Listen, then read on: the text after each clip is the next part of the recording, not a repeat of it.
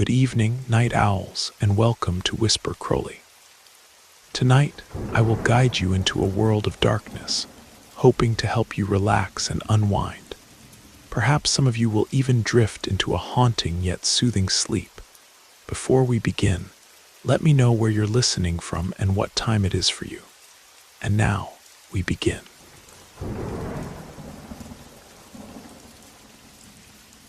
My name is Gabriel, and I'm a hunter who's had his whole life shaped by reason.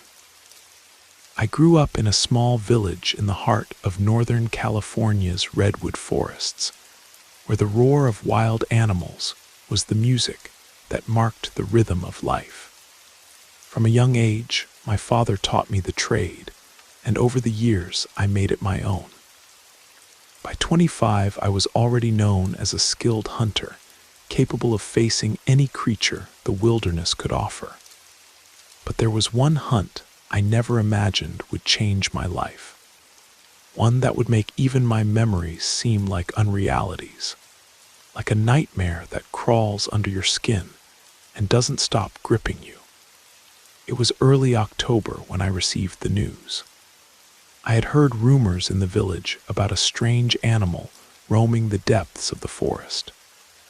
Nobody had seen it up close, but it had left large, deep tracks with a strange pattern unlike anything I had ever known. Some talked about an albino mountain lion, others about an unknown species, something the forest itself had hidden for generations. The hunger for the hunt and the excitement of facing such a challenge pushed me to seek it out. Maybe, if I managed to capture it, or at least prove it existed, my name would be remembered as that of a legendary hunter. That morning, leaving the village with my backpack and equipment, I felt a mixture of enthusiasm and distrust.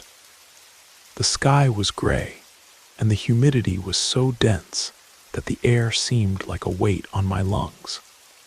Despite my experience, something in that sensation made me uncomfortable, as if the forest itself was warning me. However, I ignored that sensation and continued walking, following the tracks of the strange animal that had left its trail in the mud and undergrowth.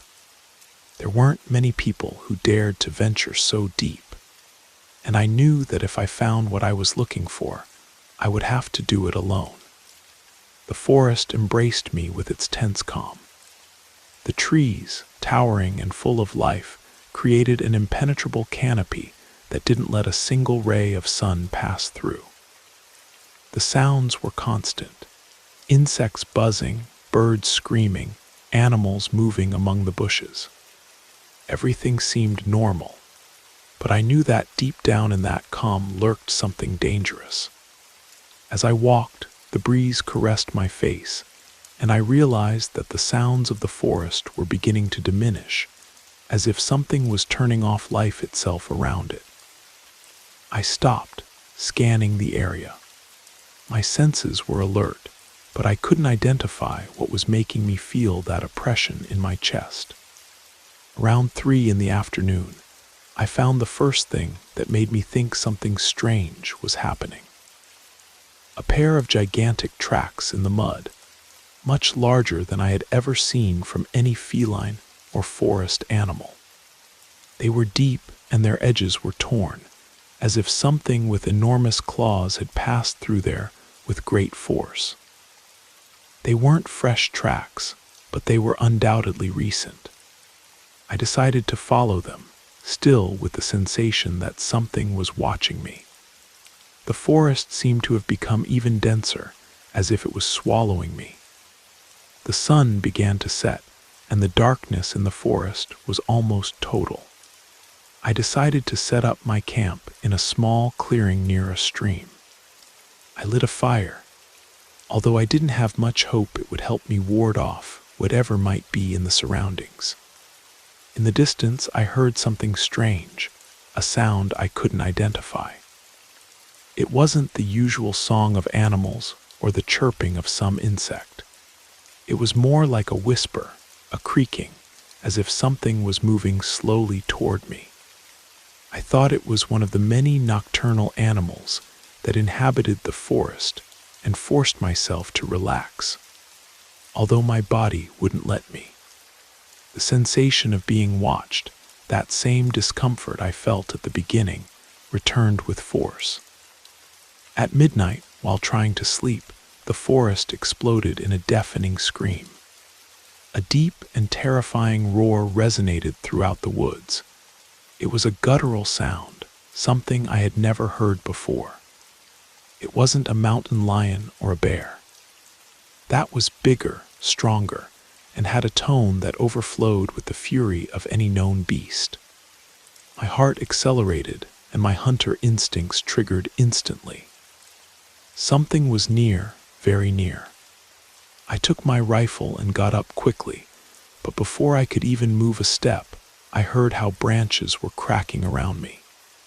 Something was moving with speed, and the sound of its steps was unmistakable. Something enormous, something that wasn't used to human presence. I decided to stay still, observing through the darkness, but nothing moved. The air was thick and heavy, as if everything had fallen into deep silence. Suddenly, something lunged from the shadows. I saw no more than a gigantic figure with yellow eyes shining in the twilight. It threw me to the ground with a force that left me breathless. I could see how it moved at an impossible speed for any forest creature. Something I could only describe as a shadow of nature itself. It had enormous claws, and its hot breath grazed my face. I didn't know what it was, but I knew I wouldn't get out of there if I didn't move quickly. I slipped from its grip by rolling to one side. The rifle fell to the ground, and my heart beat so hard I thought it would hear me. It was as if something was waiting for my next move. I couldn't stay there. I knew I had to run, that I had to get out of that forest as quickly as possible. But when I got up and tried to move, the ground began to creak under my feet, and the shadows around me seemed to move with a life of their own. I ran aimlessly, not knowing exactly where I was going. The only thing I could hear was my accelerated breathing and the sound of something chasing me, something that shouldn't be real, but was. The trees seemed to part as it passed, and every time I looked back, the glint of those yellow eyes shone in the darkness, getting closer and closer, more and more insistent. The forest wasn't a natural place for me. At that moment, it had become a labyrinth, a place where the only exit was farther than I thought. Hours passed, maybe days, until I reached the edge of the forest. My legs no longer responded. I fell face down on the ground, exhausted and broken. The moonlight filtered through the branches, and for an instant I thought I was safe. But before I could get up, the roar was heard again. This time much closer. When I turned around, I saw a gigantic shadow advancing among the trees, a barely visible figure, but with a presence that seemed to envelop me. I was trapped. I, the hunter, had become the prey. I remember my mind clouding over, my body shutting down. The only thing I could do was close my eyes, unable to fight anymore. At that moment, I understood that the forest doesn't forgive. No matter how skilled you are, or how deep you think you know its secrets, when a creature like that has you in its sights, there's no way to escape. I woke up several hours later, or maybe it was the next day. I didn't know how time had passed. My body ached all over. It was hard for me to sit up. I was covered in mud, leaves, and branches that had stuck to my skin. The forest was quiet, as if everything that had happened, all the chaos and terror, had never existed. I sat up, unable to process well what had occurred, and the first thing I noticed was that I could no longer hear the typical sounds of the forest. Neither the insects, nor the birds, nor even the wind moving the leaves. It was an absolute silence, a calm that chilled the bones. I tried to remember what had happened exactly, but my mind couldn't fit the pieces together. The last thing I remembered was that roar, the yellow eyes shining in the darkness, the sensation of being dragged, of something chasing me with unstoppable fury. My rifle had fallen, and in my desperation I had run. But where to now? I was lying on the ground, among the undergrowth, alone, without a weapon, without food, and without strength. I forced myself to stand up. The dizziness hit me brutally, but I managed to balance myself. I looked around. Despite everything, the landscape continued to be the same. The thick vegetation, the gigantic trees, the dense fog that was beginning to rise with the daylight. I wasn't too far from the clearing where I had set up my camp, but everything around me seemed strange. The trees were taller than I remembered. The branches intertwined more densely, as if they were closing the way. There were no footprints or signs that something had passed through there, as if the forest had erased all evidence of what had happened. At first I thought my mind was playing a bad trick on me. I was tired, exhausted, probably dehydrated. Maybe everything had been a delirium, a product of fear or fatigue, but deep down I knew it couldn't be like that. What I had felt, what I had heard, wasn't a product of my imagination. Something had chased me, something had been stalking me, and it was still there somewhere nearby. I walked aimlessly, trying to remember the path I had taken to get to that point, but the forest had become an inexplicable tangle. My steps were clumsy, and sweat soaked my shirt.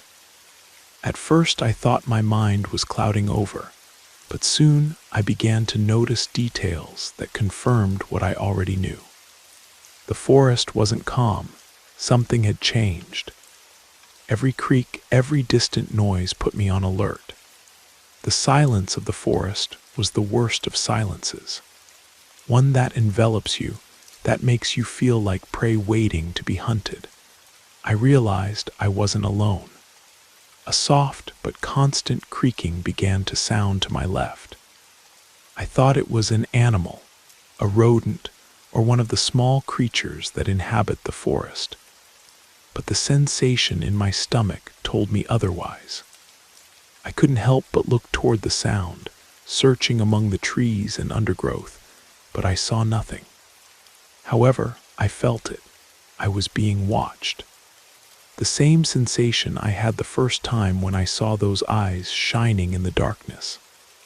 It was as if someone or something was waiting for the right moment to pounce on me. I accelerated my pace, and although my mind told me I should find a safe place, my legs didn't respond with the speed I needed. Fear clouded me. I no longer thought clearly. I was running on instinct, but the forest seemed to play against me, closing with each step, making everything even more labyrinthine. Suddenly, a louder sound made me stop dead. Something had stepped on a branch, or at least that's what I thought at first. The air seemed to have frozen again. I couldn't see anything, but my instinct told me I shouldn't move, that if I stayed still, maybe I would go unnoticed. Several seconds of unbearable tension passed. My breathing became more erratic. My hands began to sweat. At that instant, the forest broke the silence brutally. A deafening roar resonated throughout the woods, much closer than before. It wasn't the roar of a feline or a creature I knew. It was more like an explosion of fury, a palpable threat that made me step back, wishing with all my might that the ground would open and swallow me. I looked around desperately, not knowing which direction to go. I ran again aimlessly. In the distance, I saw a figure moving quickly, running among the trees. I thought it was an animal, but the way it moved was too human, too calculated. My mind couldn't process it, but something in that silhouette told me it wasn't a simple creature. My skin bristled. I was no longer running from an animal. Something was chasing me, something that wasn't part of the forest. I kept running until the terrain began to become more inclined. I was venturing into an unknown area, a region where I had never been before. My legs were exhausted, and my breathing was increasingly heavy. I couldn't continue much longer. I fell to my knees, completely exhausted. The ground was slippery, and every movement I made hurt. I had the sensation that something was near, so close that I couldn't escape. Something was watching me with the same intensity as before, waiting for the perfect moment to attack. The roar sounded again, this time closer, stronger, as if the creature was lurking. I didn't dare look back. Fear had made a dent in my brain, and I knew that if I did, it would only be a matter of seconds before it caught me. But the worst was what happened next. The roar didn't come alone. From different points, the forest began to resonate with a similar sound. Creaking, heavy footsteps, branches breaking. I wasn't alone, I was surrounded. My mind could no longer process anything logically. Adrenaline pushed me to keep running, but this time without direction, without hope. I knew I wasn't going to survive if I didn't make a decision, if I didn't find an exit before they caught me. Finally, after what seemed like an eternity, I saw a glimmer in the distance, a ray of light. The exit. The forest was clearing, and I could see the first shadows of what seemed like a clearing. Without thinking twice, I ran in that direction, my legs trembling and my body almost at the limit of resistance. I was so close to freedom I could almost taste it. The roar of the creature, now much stronger, pushed me to keep running. When I finally came out of the forest, I fell to my knees on the ground, completely exhausted. The fresh outside air filled my lungs, but there was no time to breathe calmly. I looked back, but the forest remained silent. There was no trace of anything, neither of the creatures nor of the imminent danger. Everything was as quiet as when I arrived. However, I knew it hadn't been a coincidence. They were there, waiting, always lurking. I left the edge of the forest with my heart beating strongly. I had survived, but not without leaving something of myself in that place. I couldn't explain what I had chased, or what had chased me, but deep in my being, I knew that forests don't guard all their secrets, and some things should never be hunted. Since that day, I never set foot in the forest again. And although my mind tries to forget what I lived, I know that in some dark corner of the forest, something still watches me. My name is Lewis, and since I have memory, I've been a man of the field. I was born and raised in a small town in the middle of the forests of Northern California. My father was a hunter, and from him, I inherited not only the ability to track and hunt, but also the need to escape the bustle of civilization and find refuge in the solitude of nature. I've made the forests my home, spending weeks, even months, alone in the mountains, far from any form of human company. The tranquility of the countryside is something that has always given me peace. But the nights in the forest, those long and silent nights, can become somewhat disturbing when you face what you can't see. About 3 years ago, I made the decision to camp once more, away from any marked trail and without following known routes. I wanted a place where nature was completely virgin, a site where human presence was so distant that even animals would feel uncomfortable crossing paths with me. I found that place deep in a dense forest, surrounded by tall pines and the constant echo of nearby rivers. I set up my camp in a small depression, right at the edge of a clearing where darkness felt deeper and the air heavier. The wind always whispered among the trees, but it never bothered me. I felt at home. The first nights passed without incidents. Every morning, waking up with the first ray of sun filtering through the trees, I felt revitalized. The sound of animals in the distance, the singing of birds, and the crunching of leaves under my boots were the only sounds I heard. But as the sun set and the darkness of the forest loomed over the camp, something began to change. At first, they were small details. A creaking that didn't come from the wind, the sound of branches breaking in the distance, as if something heavy was moving among the trees. I thought it could be some large animal, maybe a bear or a deer, that was curiously approaching the camp. But the sound repeated every night at the same hour and didn't feel like something natural. It was as if someone was walking on purpose with calculated steps. At first I told myself it was just my mind playing a bad trick on me, fatigue and loneliness playing with my thoughts. But as the days passed, the sensation that something else was in the forest intensified. Every night when darkness closed over my camp, I sat in front of the campfire listening.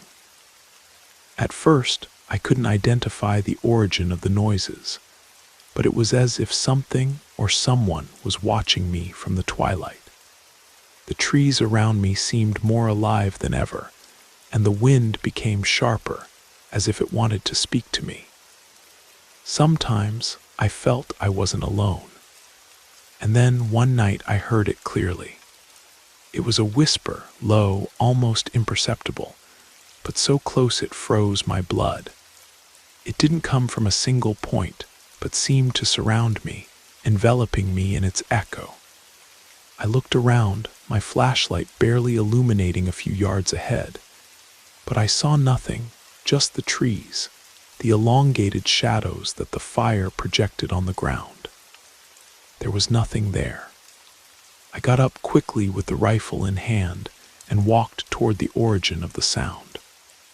My steps echoed on the dry earth, and my breathing accelerated with every movement I made. But I found nothing more than the dense silence of the forest. That night fear stuck in my chest. I knew something wasn't right, but I couldn't understand what. I became more vigilant, looking for any sign, any track that could give me a clue about what was happening. During the following days, the sound continued. First barely perceptible, then clearer. The sensation of being watched didn't disappear. I began to feel like an intruder in my own camp. What disturbed me most was that, although I tried to track the noises, I found no evidence of any animal or human being in the surroundings. There were no footprints, no hair, no other indication that something was there. It was as if the forest itself was playing with me, mocking my efforts to understand what was happening. One particularly dark night, while trying to sleep in my tent, the noises became more intense. Not just cracking of branches, but footsteps, decided footsteps, as if someone was deliberately walking around my camp. The sound was rhythmic, paused, as if the entity outside was aware of my presence. I grabbed my rifle and went out of the tent, determined to face whatever was there. I walked through the clearing with the flashlight in front of me, not knowing what I expected to find. And then, among the darkness, something stopped me cold. At the edge of the clearing, briefly illuminated by my flashlight, I saw a figure. It wasn't a man, nor an animal, nor anything I had seen before. It was a humanoid silhouette, but very different. At first I thought it was just a shadow projected by the fire, but as I got closer, I saw it wasn't so. The figure was standing, motionless, watching me. It had no face or defined features, just a presence that seemed to fade and solidify with the darkness. I felt the air become heavier as my eyes tried to understand what I was seeing. But before I could react, the figure disappeared. It didn't fade, it didn't move away, it simply stopped being there.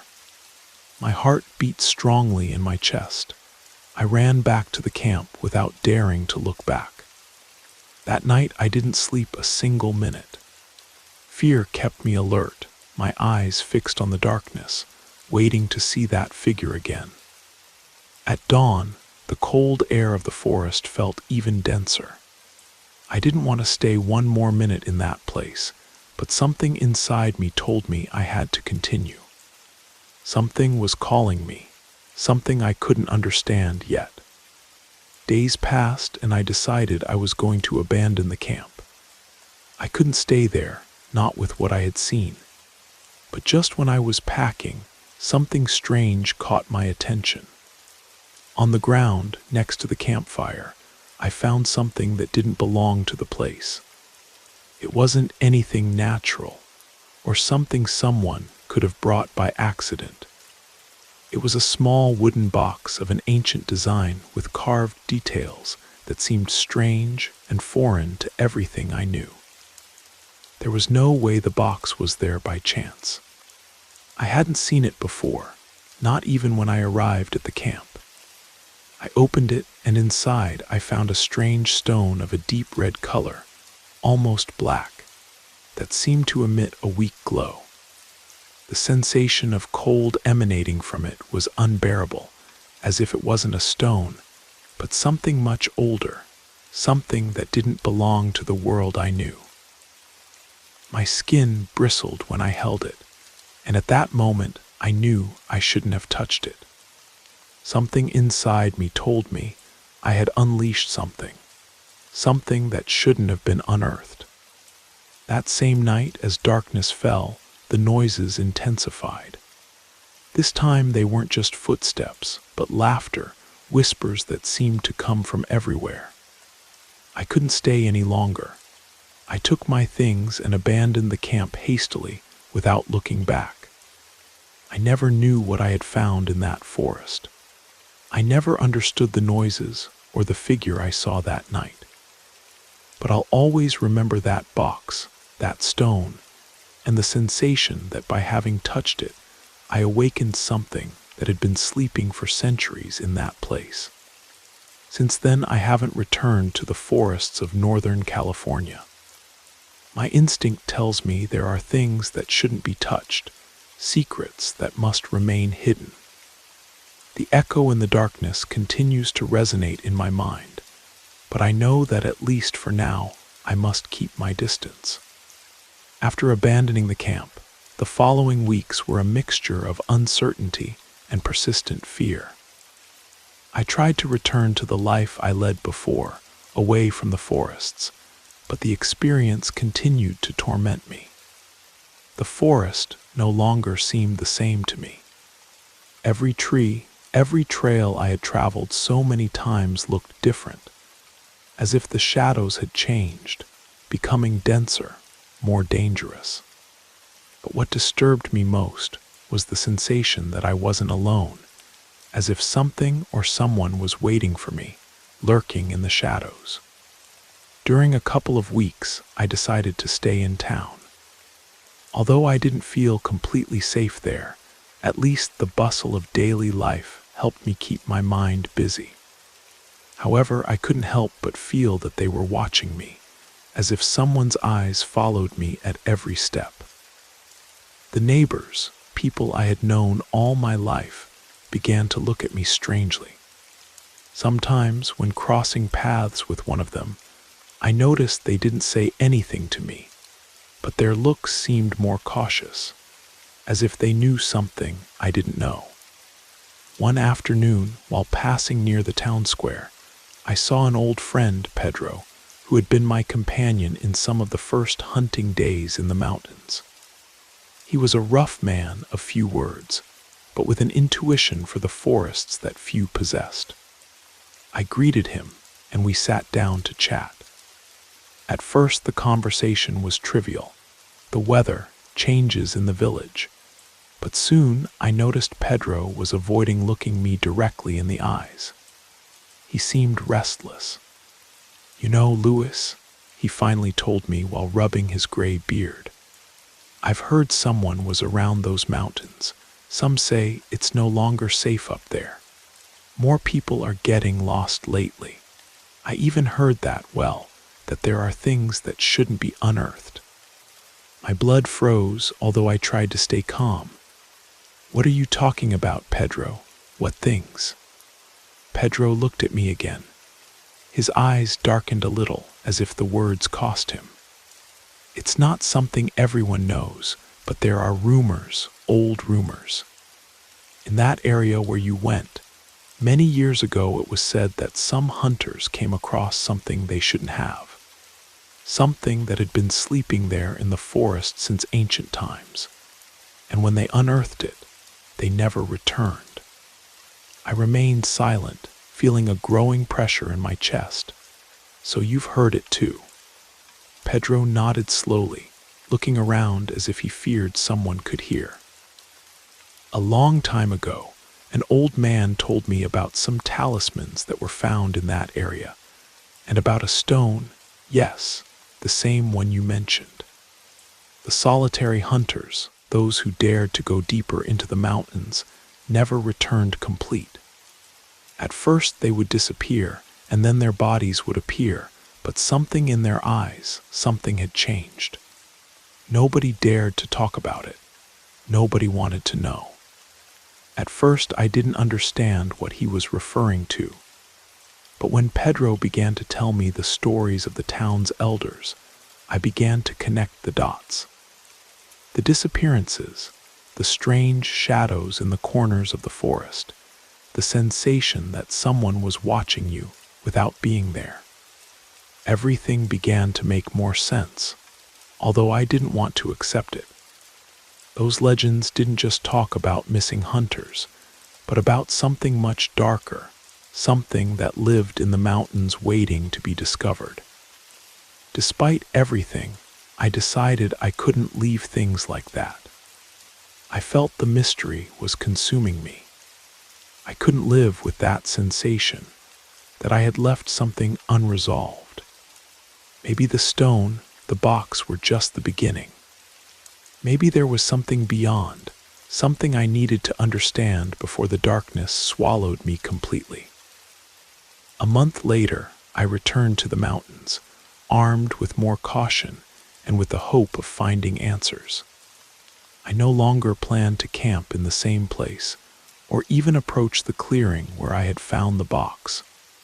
But I felt I should return to the forest, track the traces of what had happened, and see if there was any way to understand what I had witnessed. My heart, however, wouldn't stop beating strongly every time I approached the limits of the forest. The air was denser, and the crunching of leaves under my boots seemed louder, as if the very ground was warning me. I walked for hours, this time more cautiously, avoiding areas that seemed familiar to me. The mountains seemed to be silent, as if life itself had decided to hide. I saw no trace of any animal, no fresh tracks, no sounds indicating someone else had been there. Everything was dead, as if the forest had completely emptied. It was at the end of the afternoon, when the sun was beginning to set, that I found something strange. In the middle of the thicket, among a tangle of bushes, there was something that didn't belong there. It was semi-buried, covered by dry leaves and fallen branches. I approached cautiously, feeling a growing pressure in my chest. By moving a couple of branches, I saw what was hidden. An ancient wooden box like the one I had found months before, but this time it was different. It was more worn, covered by moss that made it seem even older. I felt a chill run down my spine. It couldn't be a coincidence. That box was there for a reason, and everything inside me told me I shouldn't touch it. However, curiosity pushed me. That need to unveil what was hidden in the deepest part of the mountains. I opened it with trembling hands. Inside, I didn't find a stone as I expected. What was inside was something even stranger. A small iron amulet, rusted by time, that seemed to have engraved symbols I didn't recognize.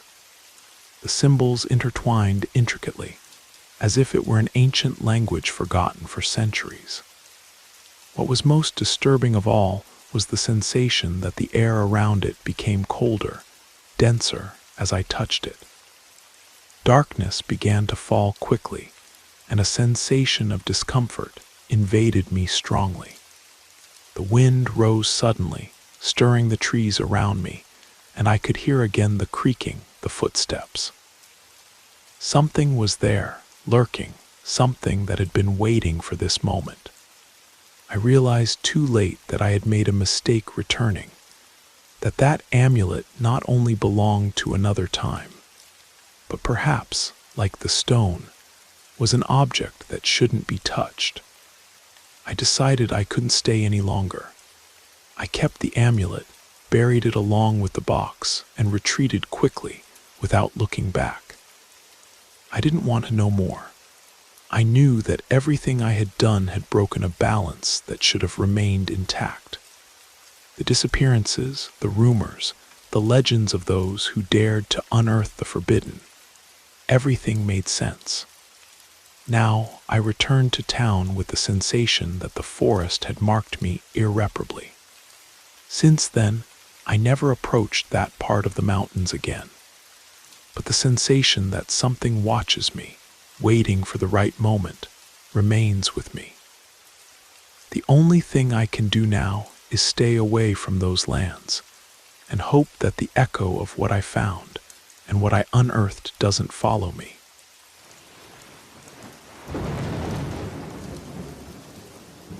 I hope you enjoyed the first story.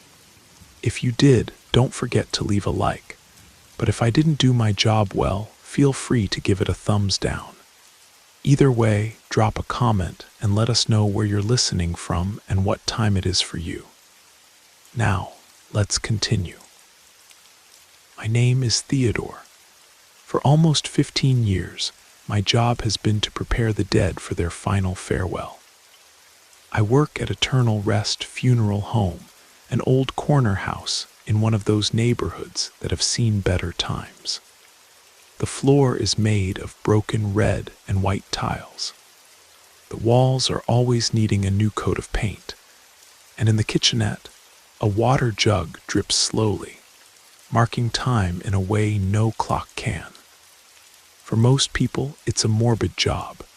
For me, it's a kind of mission. I lost my father very young, and the funeral home back then did everything in a hurry. Anyway, the last image I had of him in the coffin wasn't my father. It was a wax mask, cold, impersonal. It was there on that day that I promised myself that no one, if I could help it, would go through that. I don't sell coffins. I try to give back dignity. I try to give the family a memory of peace, not an image of suffering. That August afternoon, the air was heavy, muggy, like it gets before a storm that never comes. I was finishing the body of Mr. Williams, a gentleman who lived 92 years and passed away in his sleep. The family gave me a photo of him at a Sunday dinner, smiling with his grandson on his lap. It's with that image that I work. That's the face I seek. I was adjusting the lighting in the chapel when the back door slammed with more force than usual. It was Marcus, my assistant, a good young man in his 20s who was still learning to deal with the silence of the place. But he didn't seem the same. He was pale, short of breath, and his eyes roamed everywhere except mine. He was pushing a gurney covered with a dark sheet, almost black. There was a clumsy urgency in his movements, a desire to finish that as soon as possible, which was almost disrespectful. "Easy boy, who arrived?" I asked, drying my hands on a rag. Marcus didn't respond immediately. He maneuvered the gurney directly toward one of the cold chambers with a haste that made me uncomfortable. When he closed the stainless steel door, he shuddered as if shaking off invisible dirt. "Marcus, what kind of manners are those?" My voice came out harder than I intended. "Lying there is someone's story, someone's mother, grandmother." He turned toward me, and for the first time I saw what was on his face. It wasn't disgust, it was a kind of pure fear, the fear a child feels of darkness. "Sorry, Theodore, it's not out of malice." His voice was a thread. "That one in there is Miss Evangeline. Over in her neighborhood, everyone gave her a wide berth. They said she messed with some heavy stuff." A silence formed after he spoke. I know those stories. Every small town has them. The healer who also casts curses, the man who turns into a beast, the shapeshifter. I've always treated that as folklore, part of the way people find meaning in what they don't understand. In my work, death is biology. It's chemistry. It's the end of a complex machine. Nothing more. "And the family?" I asked, ignoring the part about heavy stuff. "Is there anyone here?" "Her daughter-in-law is in your office," Marcus replied, already seeming a bit calmer because I didn't give it importance. He just wanted distance from the matter and from the body. I crossed the hallway, leaving behind the smell of chemicals and the cold of the preparation room. I entered my office, a small room where the ceiling fan only moved the hot air. Sitting in one of the two chairs in front of my desk was a middle-aged woman dressed completely in black, which seemed uncomfortable with the afternoon heat. Her dark eyes evaluated me from top to bottom as soon as I entered. "Good afternoon, my deepest condolences," I began with the usual courtesy. She only nodded, a minimal gesture. Impatience was etched on her face. "I'm Theodore, the director. If you wish, I can prepare the body for a dignified wake before cremation so the family can say goodbye." The woman adjusted her purse on her lap, her gaze fixed. "It's not necessary. We just want cremation as quickly as possible." Her coldness was strange. It was different from the shock or denial I usually saw. It was something harder. "I understand, but it's an important moment," I insisted out of pure habit, out of principle. "If you had a photo, some clothes she liked." "She's already dressed." Brenda cut me off, her voice dry without any emotion. "We want it exactly as she is. Cremate her with that sheet and with what she has in her hands." The firmness in her voice caused me discomfort that the body itself hadn't caused. "What does that sheet hide? And what does she hold with such secrecy?" She stood up, anxious to end the conversation. She signed the papers I put on the table without even reading them properly and paid in cash, as if she wanted to avoid any digital trace. In less than 5 minutes she was gone, letting the door slam shut behind her. I stood there in the middle of the office with the hum of the fan, and a very strange feeling that I had just accepted something I didn't understand. I returned to the preparation room and leaned against the stainless steel table, trying to sort out my thoughts. A dignified wake, a peaceful final goodbye. That was my golden rule, the pillar of everything I did. And that woman, Brenda, had asked me to ignore all of that. Burn the body hastily, without seeing, without touching. It was more than a request. It was an order to break my own sacred rule. I wouldn't be able to. I couldn't fire up the crematorium without knowing what I was delivering to the flames. It was a matter of procedure, I told myself. A final verification to ensure everything was in order. But it was a lie. The truth is that curiosity and a kind of professional stubbornness had become stronger than my common sense. I walked back to the cold chambers. The hum of the motors seemed louder now, filling the silence in an uncomfortable way. I put on a pair of new gloves. The snap of latex on my wrist was a familiar sound, a small ritual that always helped me maintain professional distance. I stopped in front of the door where Marcus had stored the body. I breathed deeply and slid it aside. The cold air that came out had a different smell. It wasn't the usual clinical smell. It had something more organic. I pulled out the gurney with a care that her own daughter-in-law hadn't wanted to have. I took the corner of the dark sheet. When I pulled it, the first thing that surprised me was the deceased's face. It was a very elderly lady, very wrinkled skin. But the expression was one of deep calm, a serenity that didn't match Marcus's fear or Brenda's haste. My gaze went down, and then I saw it. The fabric wasn't a simple sheet. On the edge and around the body were drawings embroidered with thick thread the color of dried blood. They weren't flowers or religious symbols, I knew. They were twisted strokes, spirals that seemed to contract and relax, lines that crossed at impossible angles. They seemed alive, and her hands were crossed over her chest, gripping something with a rigidity that death rarely allows. I approached to see better. It was a doll made from a dark, twisted branch. It barely had the shape of a human body, but the details were disturbing. 2 holes for eyes, with small black, shiny beads inside that seemed to stare at me fixedly. The mouth was a thin line curved in a subtle, perverse smile. The object transmitted a strange sensation, an energy I felt tingling at my fingertips, even through the glove. It was at that precise moment that a metallic sound came from the next room, a scalpel or tweezers falling from the table to the floor. The noise cut through the silence and made me jump. I turned my whole body, heart racing from the scare, expecting to see something, but there was nothing. The preparation room was exactly as I had left it. My brain ran toward the logical explanation, the vibration of the motors, the expansion of metal from the cold. But as I turned back toward the lady and her sinister doll, the explanation seemed weak, insufficient.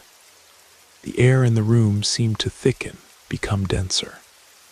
I forced myself to look away from the doll, from that smile carved in wood, and concentrated on the task.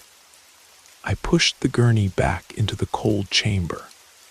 I just wanted to close that door, seal whatever was in there, and try to convince myself that it was all just my imagination. But halfway there, the fluorescent lights on the ceiling began to flicker. It wasn't the flicker of a weak light, an old ballast. It was incessant, violent flickering that plunged the hallway into flashes and darkness at a speed that made your eyes dizzy. And then I heard it, a low hum, almost below hearing capacity, that seemed to come from inside the cold chamber itself, a murmur that made your teeth vibrate. I had the impression of hearing a thin, off-key melody, like that of a broken music box. But the sound was so faint, I couldn't be sure if it was real, or if my mind was already starting to betray me. A movement in the high window of the hallway caught my attention. An enormous butterfly, dark as a piece of coal, was beating its wings against the glass at a slow, desperate rhythm.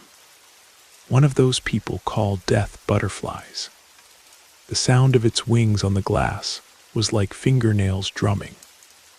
A soft, constant tapping that mixed with the hum and the flickering lights. Fear began to form for real in my chest. It was no longer just discomfort. It was a physical sensation, a pressure that made me want to shrink. I was backing away one step at a time when the door to the preparation room, which I was sure I had left open, began to move. It came closing slowly, without air current, without explanation, creaking in a way it had never done before. The final click of the latch in the frame sounded like a gunshot in the silence that formed afterward. I was trapped. That was the sensation. The lights continued their epileptic attack, and I felt completely exposed. I looked one last time at the gurney that was still halfway out of the chamber. In one of those light pulses, I saw it. The image lasted less than a second, a flash in the darkness, but the image was etched in my mind, wouldn't leave. Miss Evangeline was sitting up. The body, before rigid and lying down, was upright on the gurney. Her head was slightly tilted, and in the brief flash, her face seemed to have disappeared, replaced by the doll's. Those black bead eyes, bright and malicious, were staring at me fixedly from that darkness. My body reacted before my mind. I jumped backward, tripping over my own feet. I hit my back against the wall, all the air leaving my lungs at once. I closed my eyes tightly, waiting for impact, pain, anything. When I opened them again, the lights had stopped flickering. The lighting was stable, normal, almost painfully bright. I looked toward the chamber. The gurney was there just as I had left it. Miss Evangeline's body was lying down, motionless, covered to the chest. It had been a trick of the light, my head, my fear playing a nasty trick on me. But the image was so clear. The terror I felt was so real that my whole body shook in a way I couldn't control. At that moment, I no longer knew what was real and what wasn't. I don't know how, but my legs carried me out of there. I crossed the hallway blindly and entered the small kitchenette, panting, leaning on the table. Marcus was there, huddled in a corner, his face pale under the dim light. He looked at me, and I saw the same terror reflected in his eyes. "You heard it too, didn't you?" he whispered, his voice trembling. So the music wasn't just in my head. That low sound, that infernal melody, he had perceived it too. The confirmation, instead of calming me, only made panic take complete hold of me. The daughter-in-law's order, the haste, her fear, everything fit together in a horrible way. That couldn't stay in my funeral home, not one more night. Marcus, we're going to have to do what she asked. My own voice sounded strange, distant. We're going to cremate the body now. The fear in his eyes mixed with a strange kind of relief. He seemed to know from the beginning that this was the only possible ending. We returned to the chamber hallway. Each step was heavy, the air still charged, electric. Opening the cold chamber door again was one of the most difficult acts of my life. We pushed the gurney together in silence, our movements quick and clumsy. The gurney wheels made a loud noise on the polished floor as we took it to the crematorium room at the back of the building. The room was pure concrete and metal, a functional box made for brutal work. With combined effort, we slid the body, still wrapped in that embroidered fabric, into the furnace. The empty gurney seemed light, insignificant. Then Marcus closed the steel door, turning the heavy bolt with both hands. The sound of metal closing echoed in the room. I breathed deeply and pressed the button to start the cycle. The roar of the burners filled the environment, a powerful industrial sound. For a second, I felt immense relief. The sound of fire was clean, final, a force of nature that would consume anything.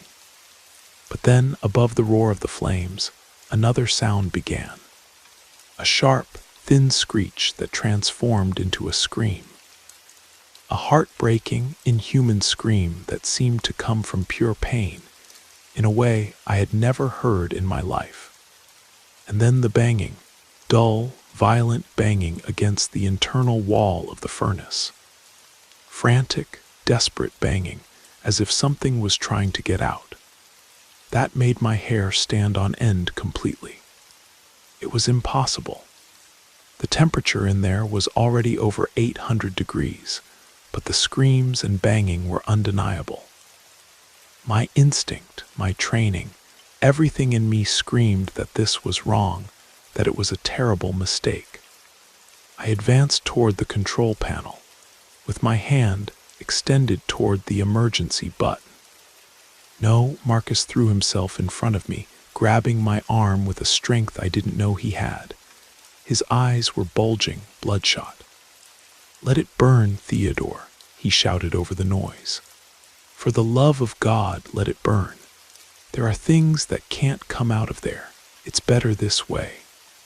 His words hit me with the force of a punch. I looked at his terrified face, the steel door that trembled with the internal banging, and withdrew my hand. We stood there both paralyzed, hostages to that fire ritual, forced to listen to those screams. I don't know how long it lasted. It seemed like a lot. Then, as abruptly as they began, the sound ceased. A heavy silence, almost solid, filled the room, broken only by the hum of the furnace's cooling fans. The smell of gas and hot metal was strong. Marcus and I stood there without looking at each other, just contemplating the steel door of the crematorium.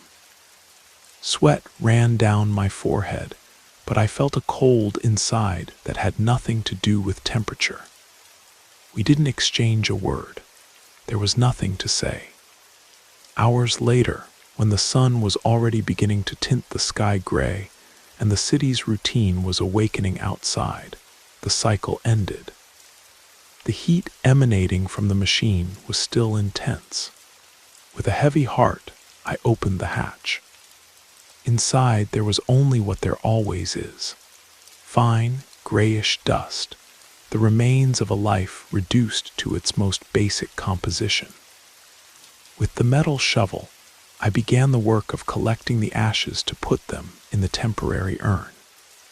It was a mechanical process I had done hundreds of times, work that demands concentration and respect. But my mind wasn't there. It was on the screams, on the banging. That's when the shovel hit something hard, a dry, metallic sound that shouldn't be there. The densest bones sometimes resist a little more, but this was different. I carefully brushed aside the ashes, and there it was, the doll. In the middle of that gray dust, the dark wooden figure was perfectly intact. The sickly varnish of its black bead eyes seemed to shine. Its carved mouth still smiled, a silent mockery that mocked fire, death, and me. Not a sign of burning, not a single mark from the infernal heat that had consumed flesh and bone. I raised my head and looked at Marcus. He was already looking at the doll, his face a mask of terror and understanding. At that moment, it hit me. That wasn't a cremation, it was a ritual. We hadn't destroyed the witch, we had transferred her. We had imprisoned whatever she was in that object. With trembling hands, I used the shovel to place the doll along with the ashes inside the urn. I closed the lid. Later, I called the number Brenda had left. She answered on the first ring. "The ashes are ready," I said with a hollow voice.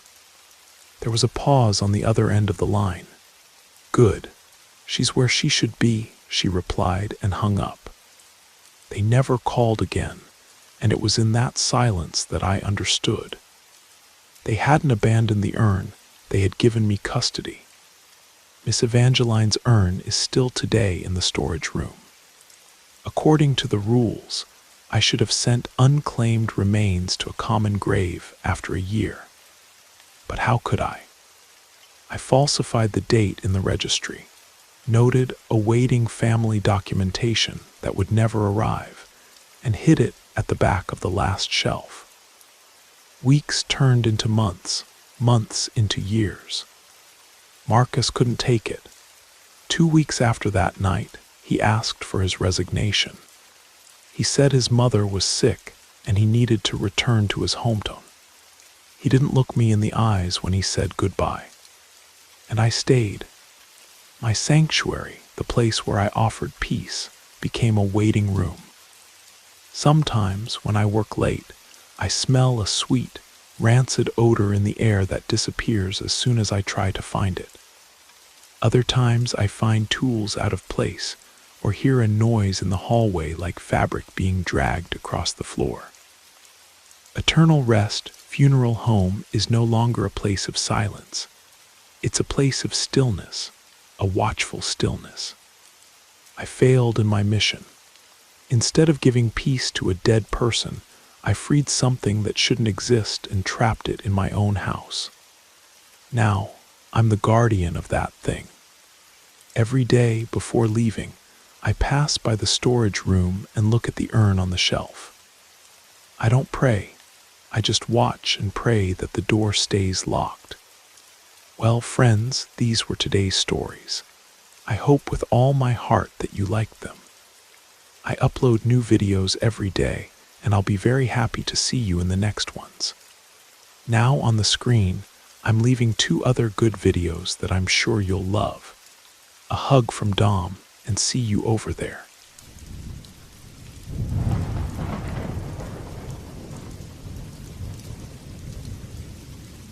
My name is Gabriel Morrison, and the story I'm going to tell you isn't easy to relate. Several years have passed since that fateful morning, but every time I close my eyes, I can hear the crunch of branches under my feet, the air thick with humidity, and my father's voice calling me in the twilight. Sometimes I wonder if all that was a product of fear, desperation, or something else, something I could never understand. My father, Henry Morrison, was a man I always deeply admired. He was a lifelong hunter, and although the world had changed around him, he remained faithful to his roots. I remember him as an imposing figure, with thick, calloused hands, always with his face weathered by sun and earth, but with a look of wisdom that couldn't be faked. From childhood, he taught me to respect nature, to read tracks on the ground, to listen to the whisper of the wind, and to know the language of the forest. It was the summer of 2017, when my father decided to take me to one of the places he had always told me about. A dense and ancient forest known as the Whispering Woods, where it was said the largest and most cunning animals took refuge. Many hunters avoided it, as there were strange stories about the place, rumors of unexplained disappearances, and sometimes even talk of sightings of strange creatures. My father never believed in those stories. He always said that fear is a hunter's worst enemy, and that if something happened in the forest, it was only because one didn't know how to behave. "This will be your real challenge, son," my father told me while handing me my first hunting rifle, a gift I had been waiting for a long time. We were at the edge of the forest, and the fresh breeze seemed to whisper between the treetops. In the distance, the sun was setting, painting the sky a deep orange. As always, his voice was firm, but in his eyes there was something of melancholy. We entered without haste, with the confidence of one who knows the terrain well. My father advanced, as if he had already traveled that same path 1,000 times. I, on the other hand, felt the weight of the environment on my shoulders. The forest was imposing, as if everything around us was alive, watching us. Every creak, every sound made the air thicker. As we walked, the sun disappeared behind the treetops, and a mysterious shadow began to envelop the place. After 2 hours of having started our hunt, we were already quite deep in the forest. My father taught me to distinguish animal tracks, to follow them without making noise, not to rush, and to maintain concentration. I didn't want to disappoint him. However, something in the atmosphere made me nervous. The silence in the forest was profound, more than I remembered from other excursions. There were no bird songs, nor the sound of small rodents scurrying across the ground, just the wind, which seemed to stir strangely, as if pushing something beyond the trees. It was my father who noticed it first. He told me calmly, but something in his tone made me pay attention. "Son, there's no trace of large animals here. They shouldn't be missing." He looked at me with a strange expression on his face, as if he was looking for something or maybe expecting it. "Stay close and keep watch." We picked up the pace. My father began to speak more quietly, as if someone could hear us. I didn't know what to think. The sun had completely gone and darkness was beginning to fall on us. Despite my fear, I tried to stay firm. I didn't want to show my father that something was bothering me. Then it happened. My father told me to wait a few minutes while he checked some tracks he had seen on the ground. He gave me a couple of instructions, asked me not to move, and recommended I stay alert. It wasn't long, maybe 10 minutes, maybe 15. But when I turned to look toward where my father was, he was no longer there. I didn't do anything at first. I thought maybe he was further ahead checking something. I started walking in his direction, calling him in a low voice. I didn't want to lose him, and I didn't want to alarm myself without reason. However, the more I advanced, the clearer it became that something wasn't right. The tracks my father had left disappeared without a trace. The path he had taken in the wet earth vanished as if it had never existed. I felt emptiness in my stomach, but I tried to stay calm. "Dad," I shouted now with a little more urgency. The echo of my voice resonated among the trees, but there was no response. The forest seemed to continue its course imperturbably, while I ventured deeper into the darkness, looking for some sign. I looked around searching for any clue, and it was then that something, a fleeting shadow among the trees, caught my attention. I ran toward it without thinking, hoping to find him. Hours passed. The darkness was already total, and the sensation of being alone was unbearable. The lights of my flashlight flickered with each step I took. I couldn't believe it. My father had disappeared as if the earth had swallowed him. I began to have the sensation that something else was present in that forest, something that was playing with me. Then, the radio I carried with me began to emit a strange sound. It wasn't static, it wasn't interference. It was like someone breathing through it, slow and deep. "Gabriel, you shouldn't have followed me." The voice was weak, but it was clearly my father. Fear ran through me like a torrent. I knew it wasn't a joke. That voice was his, but distorted, as if it came from a distant, deep, dark place. The radio emitted a couple more breaths and then fell silent. I didn't know what to do. That sound froze my blood. As the night advanced, I began to hear creaking around me. They weren't the natural sounds of the forest. They were footsteps, but not human. They were like someone or something sliding silently among the trees, always around me, always close, but never in sight. I couldn't escape the sensation of being watched. I decided to return, knowing that my best option was to go home or at least get out of the forest before the darkness swallowed me completely. But when I tried to orient myself, everything seemed distorted. The trees seemed to move in opposite directions. The shadows stretched strangely.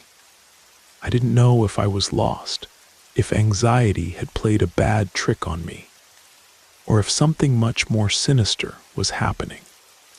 It was then that I saw her. A figure in the distance among the fog that was beginning to form appeared. She was standing, motionless. It was the silhouette of a man, or what seemed like a man, but as I approached, I realized it wasn't my father. It was something else. His face was wrapped in shadows.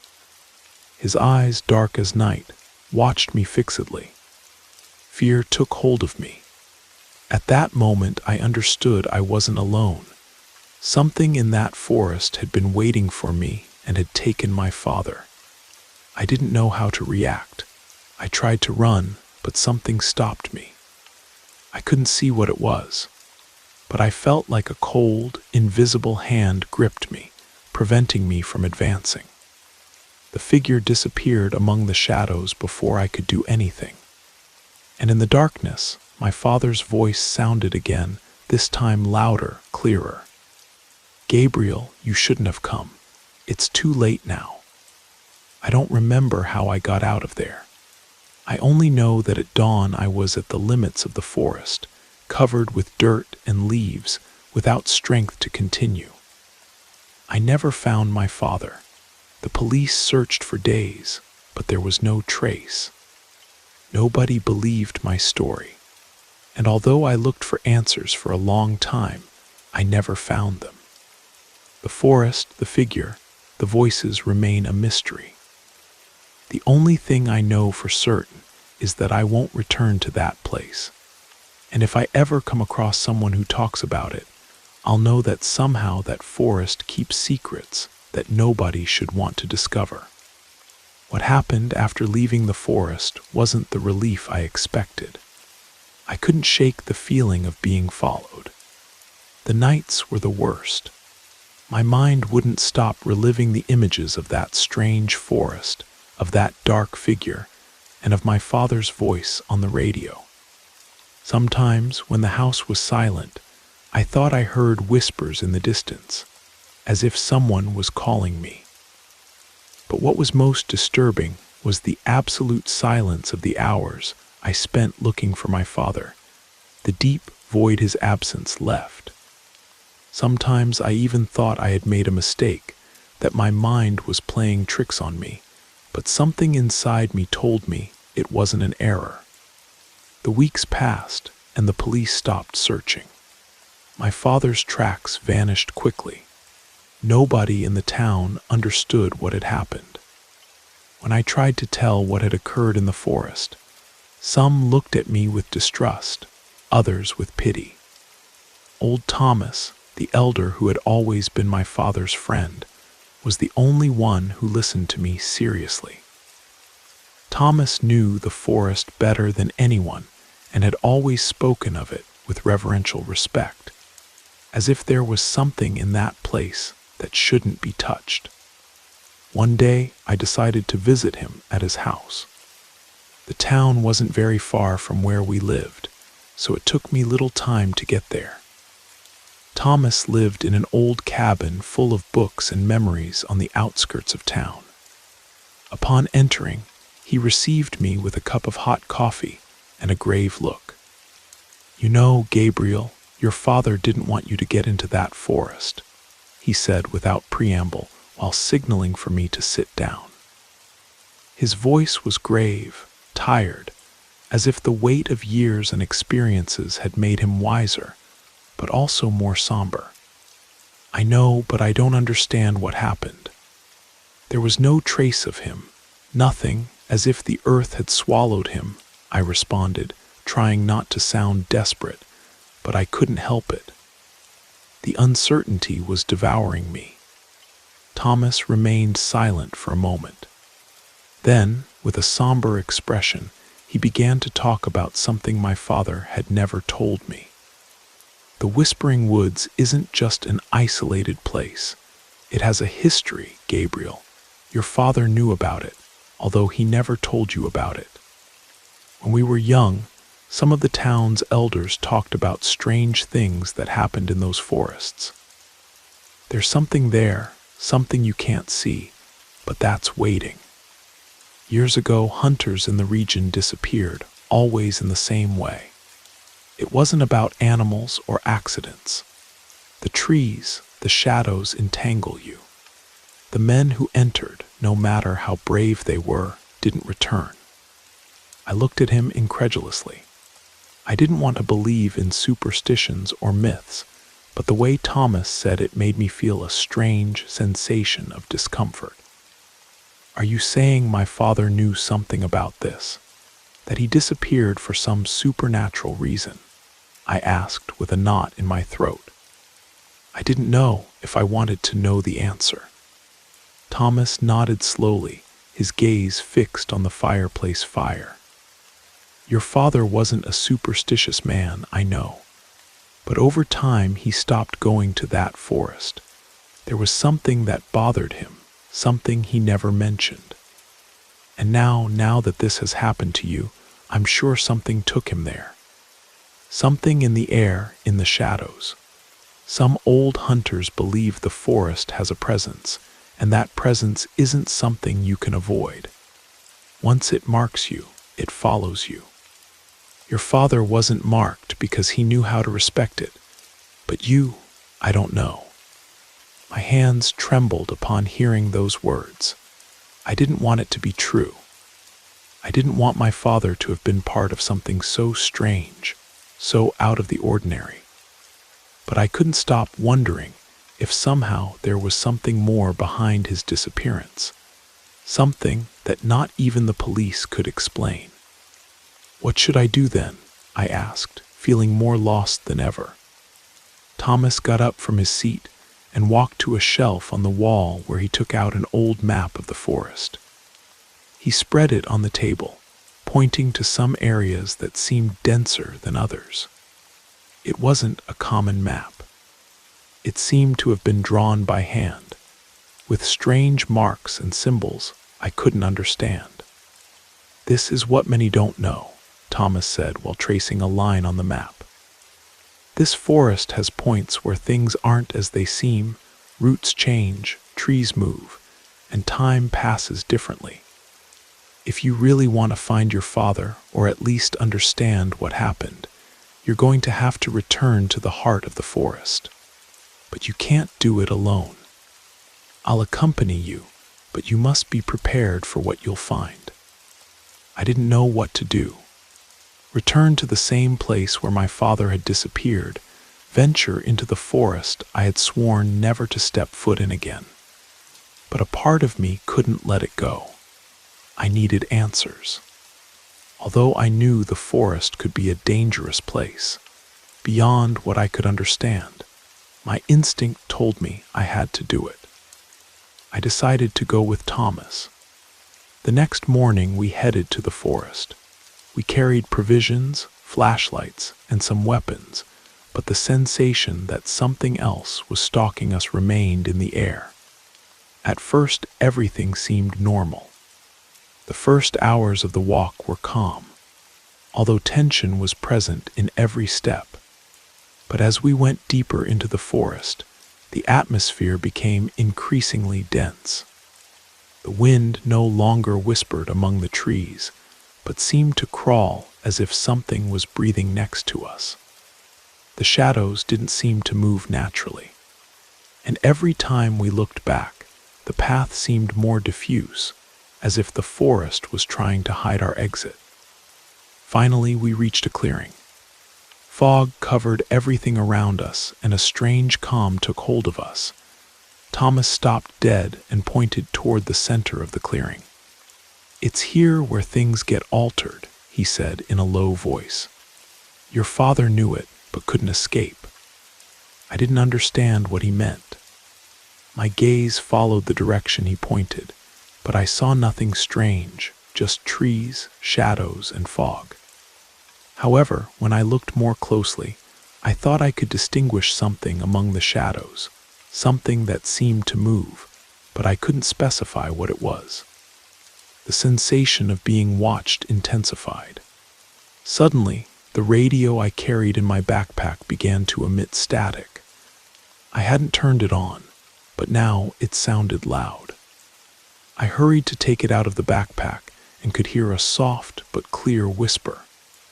"Gabriel, you shouldn't have returned." The voice was my father's. The air froze around us, and Thomas looked at me with an expression of horror on his face. Whatever was in that forest had marked my destiny and didn't plan to let me go so easily. At that moment, I knew my search wouldn't end so soon. Something was waiting, and not just for me.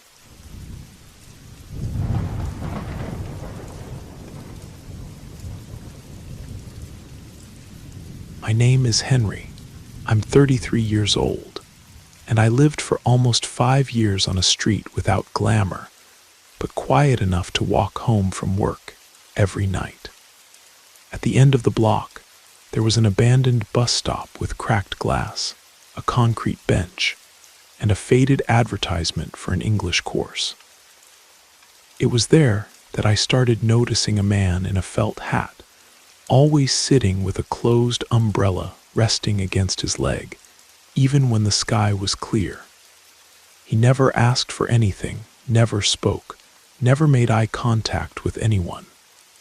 He just slowly rotated the umbrella handle as if testing the fit and stared at the ground.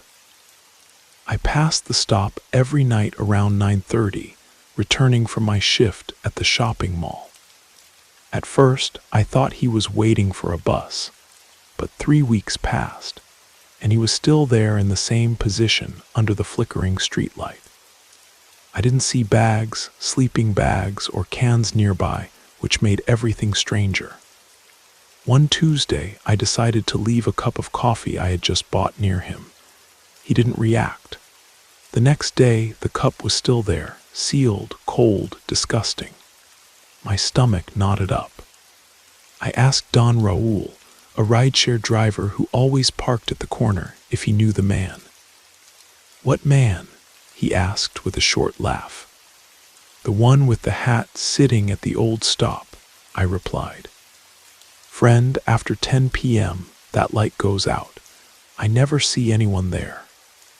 The naturalness with which he spoke made me question my sanity. Still, the next night, there was the man, turning his umbrella. That day, the lamp didn't even flicker. It was completely off, and only the distant light from the poles outlined his silhouette. I walked by quickly, feeling uncomfortable, as if I were invading someone's space. A few days later, I arrived home and found myself stopped on the sidewalk because I saw the same hat in front of my gate. He was holding the umbrella against his chest, tip pointing down, head lowered. I stood on the other side of the street, hands sweating, without the courage to cross. Silently, he turned and walked away until he disappeared behind a parked truck. I ran inside without even tying my shoes properly, and only slowed down after closing all the locks. That night, I barely slept. The next day, I mentioned it to Bate, my coworker at the store. "Maybe it's a lost soul or something," she laughed, but the smile came out crooked. "What do I do?" I asked. "They say not to talk to him, don't look at him, pretend he's not there." It was too late. I had looked at him too much. In the early morning hours, I heard slow footsteps on the sidewalk, marked by the metallic tap of the umbrella tip against the cement. I live on the ground floor, and the thin curtain showed an elongated silhouette cut out by the streetlight. I closed my eyes tight and counted to 20, trying to convince myself it was a cat. The next day, I barricaded myself in the house earlier, but it didn't help. When I got up from the couch for water, The dark reflection in the microwave showed the old man sitting on the kitchen floor. I spun around quickly. No one was there, just the glass bottle trembling in my hand. I decided to seek help from a healer the building's doorman recommended. Her house smelled of rue and burnt wax. Doña Marina listened to my story without interrupting. At the end, she spoke almost in a whisper. Whoever offers attention becomes a home. He returns to where he feels he can enter. So how do I cut this off? Don't go back there, and above all, don't try to give him anything more than what he's already taken. The problem was that I had already left that coffee. On Sunday night, I went down to throw out the trash. When I pushed the gate, he was there, less than 2 steps away, the umbrella resting on his shoulder. Next to him, I noticed an empty shopping cart creaking by itself. I stood frozen. The man slightly raised his chin. Half of his face was in shadow, but I could see that his skin looked almost waxy. His lips moved, but no sound came out. The cart swayed as if something invisible had touched it. In that second, I managed to run back inside. I locked myself in the bathroom, turned on the light, and sat on the floor with weak legs. That same night, I dreamed of the bus stop, except instead of sitting, he was standing, umbrella open even though it wasn't raining. He looked at me as if asking without words, "Why do you insist?" I woke up with my shirt soaked. I called my sister Elizabeth and asked to stay at her house on the other side of town for a while. I spent 4 peaceful nights. On Thursday, going to the bakery for bread, I turned the corner and saw the identical hat under a burnt-out light. I went back to the apartment, imagining that running wouldn't help. I talked to the neighbors without going into details, just asking if they had seen anyone strange. The janitor, a man named Silvio, scratched his chin and commented, "I used to see an old man sitting at that stop, but he's disappeared." He said it while looking directly at me, as if he suspected something. That's when I understood that maybe the man hadn't disappeared. He had just changed targets. For the past few days, I've been seeing him in reflections, in the turned-off television, in the glass of the elevator door, sitting with the umbrella between his legs. The worst part was when the neighbor's 6-year-old son commented, "Uncle Henry, who's the man playing with the umbrella on the stairs?" He doesn't say anything. I made an excuse, but my hands were shaking. I decided to move without telling almost anyone. I sold the car, transferred the lease, and went to a boarding house room in another neighborhood far from there.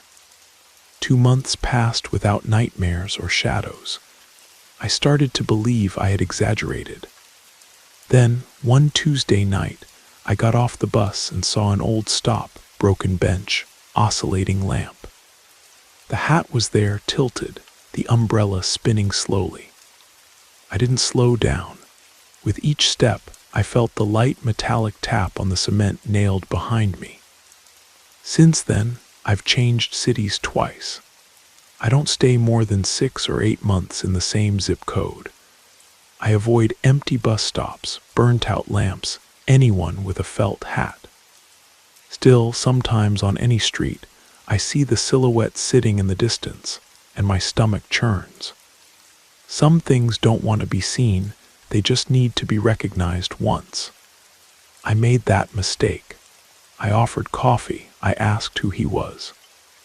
A neighbor from the old street sent me a message the other day.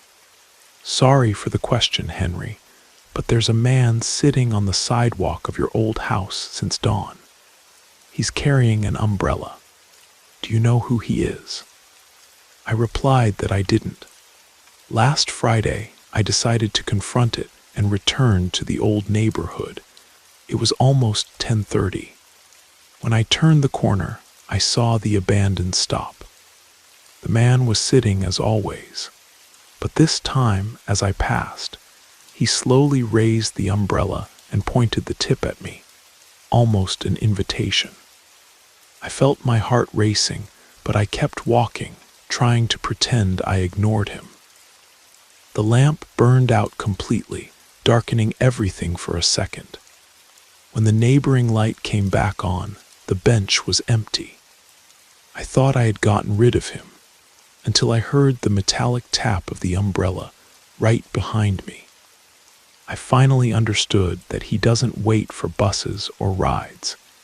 He waits for the next person who accepts to see him. And apparently, the line started over with me. The umbrella man taught me something about attention and recognition. Once you acknowledge something that exists in the spaces between spaces, it acknowledges you back. And some acknowledgments are contracts written in languages we don't understand, signed with kindness we can't take back. Now I know that every act of compassion carries a weight we can't measure until it's too late. The umbrella man isn't malicious, he's just persistent.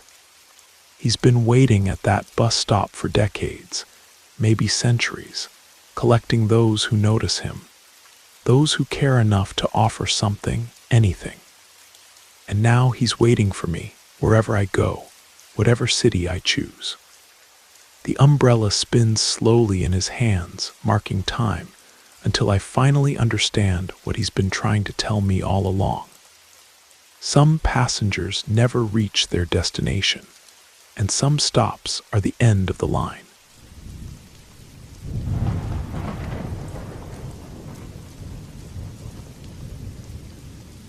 I came to believe that death in my old job had rules. It was a matter of physics, discipline, shooting angle, reaction time, team cohesion. If you followed protocol, your odds were good. I was a soldier in the Army Special Forces. We didn't believe in luck, we believed in training. That's why I never paid much attention to the stories people told. Those tales about things hiding in the mountains that weren't human. I thought it was just a way to deal with the pressure. The first time logic broke was on a mission on the Afghan border. The objective was simple: capture a Taliban leader who was turning the region into his personal graveyard. Intelligence confirmed, target located in an isolated compound. We were 13 men, all with the same training, the same confidence in the team and in each other. We went in perfect, silent, moving like a single shadow under the dim light. The plan was flawless, but plans don't account for what doesn't make sense. The first shot came from nowhere and took out the rookie at point. Before we could even understand the origin of the gunfire, the place turned into hell. The sound of the firefight was so intense it seemed like the air was going to tear. One of ours fell beside me. His gaze simply went out. Someone was shouting orders, but the voice was swallowed by the confusion. We retreated, seeking refuge behind an old tractor, a low wall, anything. I saw Matthews, our assault man, throw a grenade before his chest was pierced by 3 shots. He just doubled over. What I remember after that is running. The few who were still standing ran, but it wasn't a normal combat. In the middle of the explosions and screams, the air changed. It became heavy, electric. You know that smell that comes before a very strong storm, a smell of ozone and wet earth? That was it. And suddenly, total silence. Not a silence of the end of a fight, an absolute silence, as if they had cut the sound from the world. When reinforcements arrived, they found me crouched behind the carcass of a vehicle. I was the only one alive. The strangest thing, and this is what marked me, is that I didn't have a single scratch, not one. My uniform was clean, my rifle with the magazine almost full. The report said I was lucky, but luck doesn't have a smell and doesn't turn off the sound of war. There I felt something else, something that decided to leave me for last. The second time happened 6 months later. My psychological evaluation said I had acute post-traumatic stress, which was expected. They gave me time off. I spoke with a captain psychologist, and life went on. But the smell of that night never left me. The mission was a rescue. A team of geologists had been kidnapped by insurgents in an area of the Hindu Kush Mountains. This time we were only six of our best men. The kind of team you send when there can be no mistakes. From the beginning, something was wrong. The cold was the usual, biting, making the uniform stick to the skin. But the air had a different weight. As we went deeper into the mountains, the radio started failing. "Command, do you copy?" Ray's, our communications man, lightly tapped the device. "I'm picking up a strange interference, a kind of buzzing." The sergeant made a hand signal. "Forget the radio. From here on, visual only, no noise." But the buzzing wasn't just in the radio. It was a vibration we felt in our chests, low and constant. And then came the smell, wet earth and ozone. I felt a knot in my stomach. I knew that smell. I stopped for a moment, rifle steady in my hands, and looked around. The rocks seemed to lean in our direction. It wasn't just my head, the others felt it too. I saw the sergeant's jaw tense, his gaze sweeping the darkness between the boulders. Nobody said anything. What do you say in a moment like that? We reached the observation point, a small elevation from where we could see the enemy camp. A dozen men, maybe, campfire, improvised tents. The plan was quick, a synchronized incursion.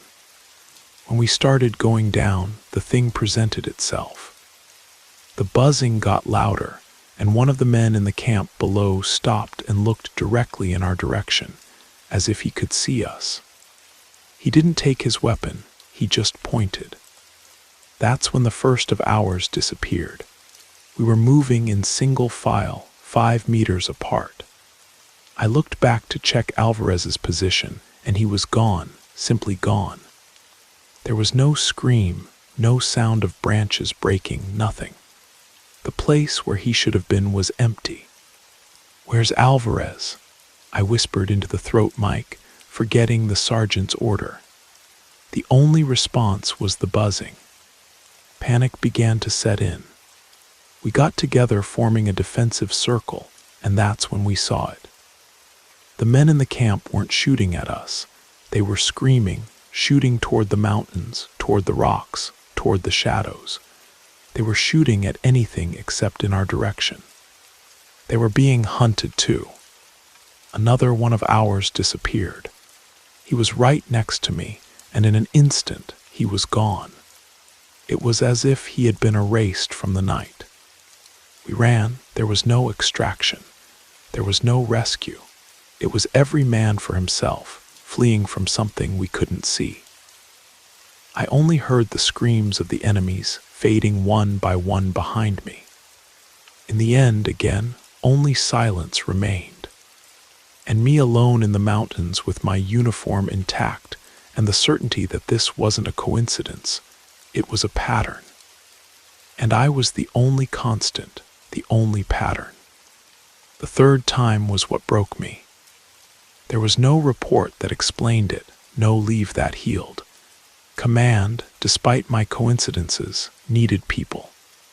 The mission was to investigate a village in the Appalachian Mountains that had disappeared from the maps.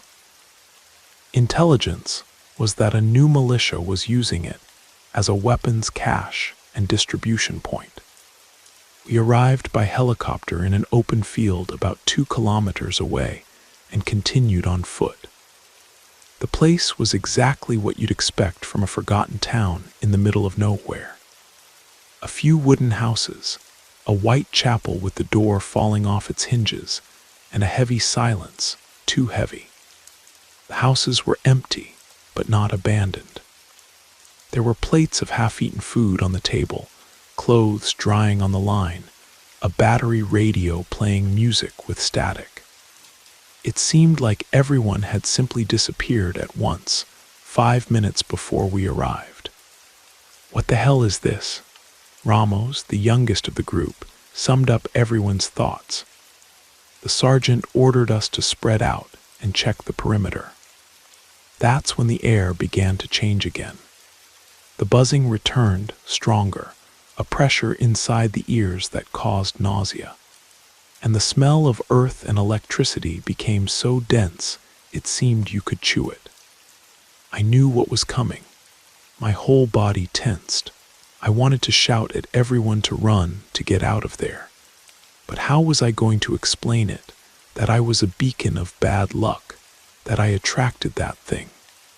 I stayed quiet, and that was my big failure. The first scream was Cruz's, a sharp sound cut in half. We ran toward his position behind the small church. He wasn't there. We only found his rifle on the ground. The weapon was twisted, not scratched or damaged. The steel barrel was bent, almost at a 90-degree angle, as if it were rubber. Nobody said anything. What to say? We looked at each other, faces pale under the dim light of dusk. Panic was a living thing among us. That's when Sosa, who was beside me, began to tremble. "Sosa, what's the problem?" The sergeant approached him. He didn't respond, just slowly turned in my direction. His eyes were white, completely white, no iris, no pupil. And from his mouth came a sound, a voice that wasn't his, deep and dragged, speaking a language that wasn't ours. They were guttural sounds, words that seemed to tear the air as they came out. He raised his hand in my direction, not to attack, but almost as if he recognized me. His face was a mask of agony. "What's wrong with him?" Ramos backed away terrified. Before anyone could do anything, Sosa's body went rigid and fell to the side like a statue, the white eyes still fixed on me. I crawled to him, touched his neck. He was frozen, not cold from death, frozen in a way that didn't seem natural. Life had been ripped from him in a second. Desperation took hold of everything. Ramos began shooting randomly toward the empty houses. "Show yourself, bastard, show yourself," he screamed, his voice broken by terror. His shots didn't hit anything. The sound seemed to be swallowed by the heavy atmosphere. I didn't shoot. I stood there looking at Sosa's body and understood. It wasn't luck. It wasn't bad luck. It was me. The thing wasn't hunting us, it was following me. And everyone who was near me was just collateral damage. The problem started with me. This time there were no questions. I was suspended from all field activities indefinitely. They took away my weapon, and my new routine was summed up in a small office with the air conditioning at maximum, in the company of a captain psychologist who looked at me over his glasses with a mixture of pity and curiosity. "Anderson, the final report is inconclusive," he said in our third or fourth session. He leafed through the papers as if the answer was there, printed in black ink. "It talks about a possible collective psychotic outbreak, maybe induced by some substance in the water or gas from some local plant." He stopped, waiting for my reaction.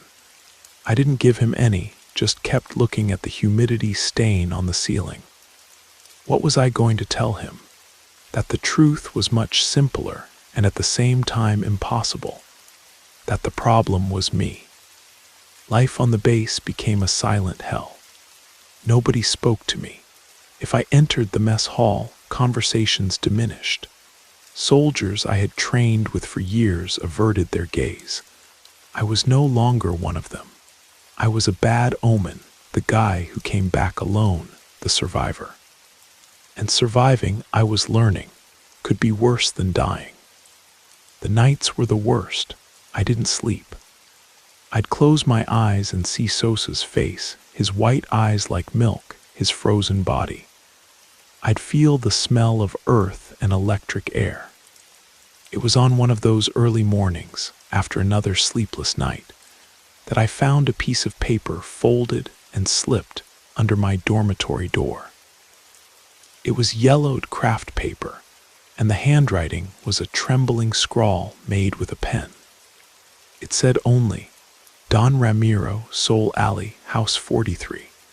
He understands about things that walk alone. My first reaction was to crumple the paper and throw it away. Cheap superstition, desperate people stuff. But I looked at my hands. I was a desperate man. Logic, training, psychology, none of that had answers. Maybe the answer was in an alley with a frightening name. At that moment, what did I have to lose? Soul Alley was exactly what the name suggested. A narrow path squeezed between high walls in a distant neighborhood where the streets had no asphalt. House 43 was the last one, with a rusty iron gate. I knocked, and a white-haired lady answered, looking at me without any surprise, as if she expected a visitor. She just nodded toward a small construction at the back of the lot. The place was small, poorly lit by a single yellow bulb. The air was dense, loaded with the smell of tobacco and dry herbs. A very old man was sitting in a wooden rocking chair that creaked softly on the cement floor. He was thin, dark, and wrinkled skin, and he looked at me with eyes that seemed to have seen too many things. It was Don Ramiro. "You arrived," he said with a hoarse voice without getting up. "Sit there, soldier."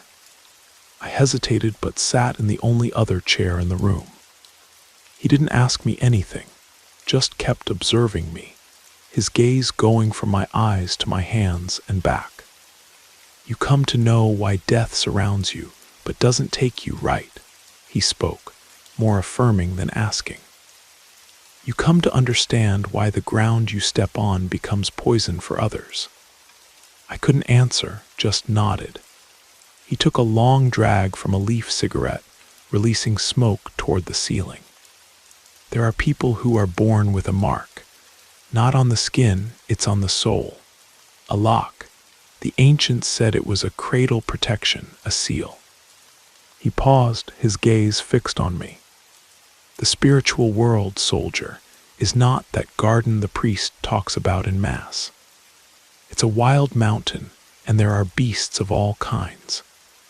The one that follows you is one of those, a big, hungry beast that feeds on fear and the end of things." He leaned forward a little. The creaking of the chair stopped. "Imagine a house with a safe. The thief knows there's something good inside. He circles the house, forces the window, tries the door, but he can't get into the safe. He doesn't have the key." Don Ramiro pointed the cigarette in my direction. "You are the safe. The thing feels what you are, that life of yours so strong, and it approaches, but it can't touch you. The seal doesn't let it, so it gets furious and takes out its hunger on whoever is nearby. It takes what's outside the safe." The pieces fit together in my head with a clarity that hurt. Sosa, Cruz, Matthews, all of them were outside the safe. I felt a terrible relief, an understanding that crushed me, but his voice brought me back. "Only there's a problem, my son." The silence that followed was worse than any firefight. "This beast that accompanies you is patient. It doesn't give up.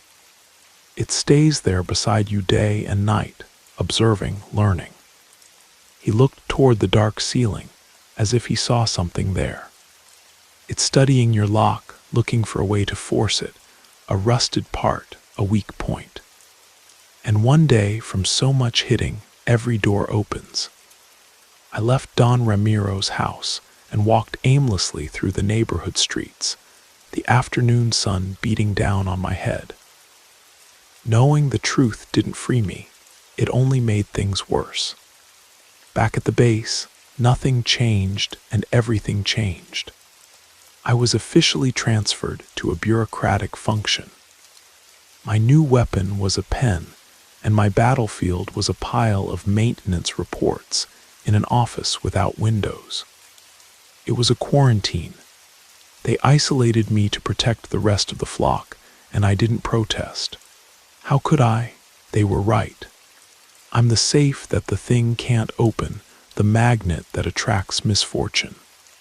Today they took me to an observation room. Behind dark glass, I watched a new team of recruits doing tactical incursion training. They were young, full of confidence, moving with the precision I once had. I looked at their faces, the life that pulsed there, and felt a bitter relief that they were safe from me. The air in the room was cold, recycled by the ventilation system, a sterile, controlled environment. That's when I felt it, weak at first, then stronger, that unmistakable smell, wet earth and ozone. It wasn't coming from outside, it was there inside the room with me. The thing was no longer just waiting for me out there. It had learned to come in. And now it simply watches with me, waiting for the rust in the lock, waiting for the door to give way.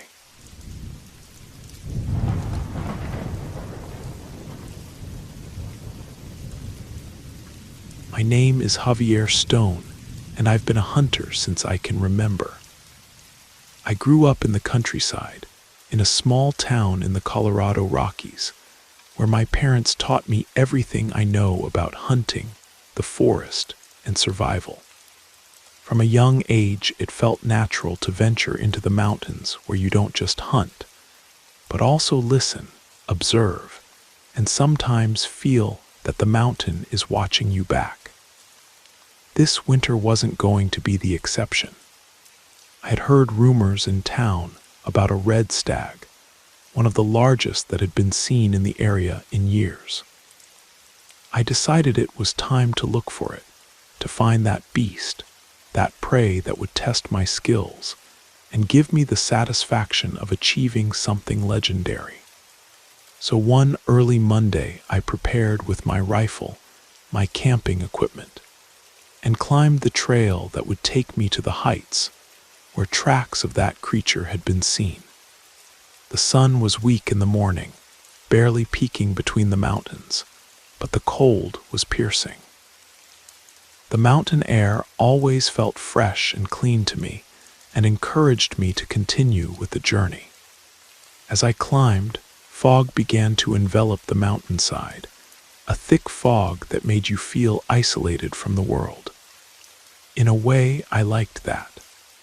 In the mountains, one can find peace, or at least that's what I believed. After several hours of hiking, I reached a clearing in the middle of the forest, a place where trees opened to make way for a small stream. I decided to set up my camp there. The sound of running water and the crunching of dry leaves under my boots were all I heard while setting up my tent. Everything seemed calm, but something seemed strange to me. I didn't know what it was, but there was something in the air as if I was being watched. Maybe it was just fatigue from the climb. That night, after a good fire and a light meal, I got into my sleeping bag. The darkness in the mountains is thick, and the silence is overwhelming. In the distance, in the depths of the forest, I heard a couple of branches creak. It wasn't anything unusual. Nocturnal animals always move around there. However, that time the sound was different, closer, as if something was lurking. I tried not to pay attention to it. I thought maybe it was a deer or a wild boar. I settled in and soon fell asleep. Sleep was interrupted several hours later when I woke up suddenly. The air was cold, more than normal, and something made me open my eyes immediately. What disturbed me most was the sound. It wasn't the wind or the stream water. It was footsteps, slow and heavy footsteps, as if someone or something was walking around my campsite. I remained motionless, holding my breath, listening. The sound of footsteps, heavy and constant, seemed to get closer and closer. In the darkness of the night, I couldn't make out anything outside my tent. I knew I was alone, or at least I thought so. I gathered courage and very slowly got up from bed, taking my rifle with trembling hands. It was clear that those footsteps couldn't be from any animal. Animals don't walk that way with such determination. I couldn't help but think of stories I had heard from old hunters. Stories about the mountains, about strange beings that hide in the fog. I decided to go out. I didn't know if I should stay or face whatever was near. But curiosity and the need to understand what was happening forced me to make a decision. I carefully opened the tent zipper and stepped out into the cold night. The air hit me hard, like an icy slap. I looked toward the stream, the direction where the footsteps were coming from, but I saw nothing. Everything was dark and silent. However, the footsteps were still there, closer than I had heard before, as if they were surrounding me. My pulse accelerated, and in a fit of nervousness, I turned on my flashlight.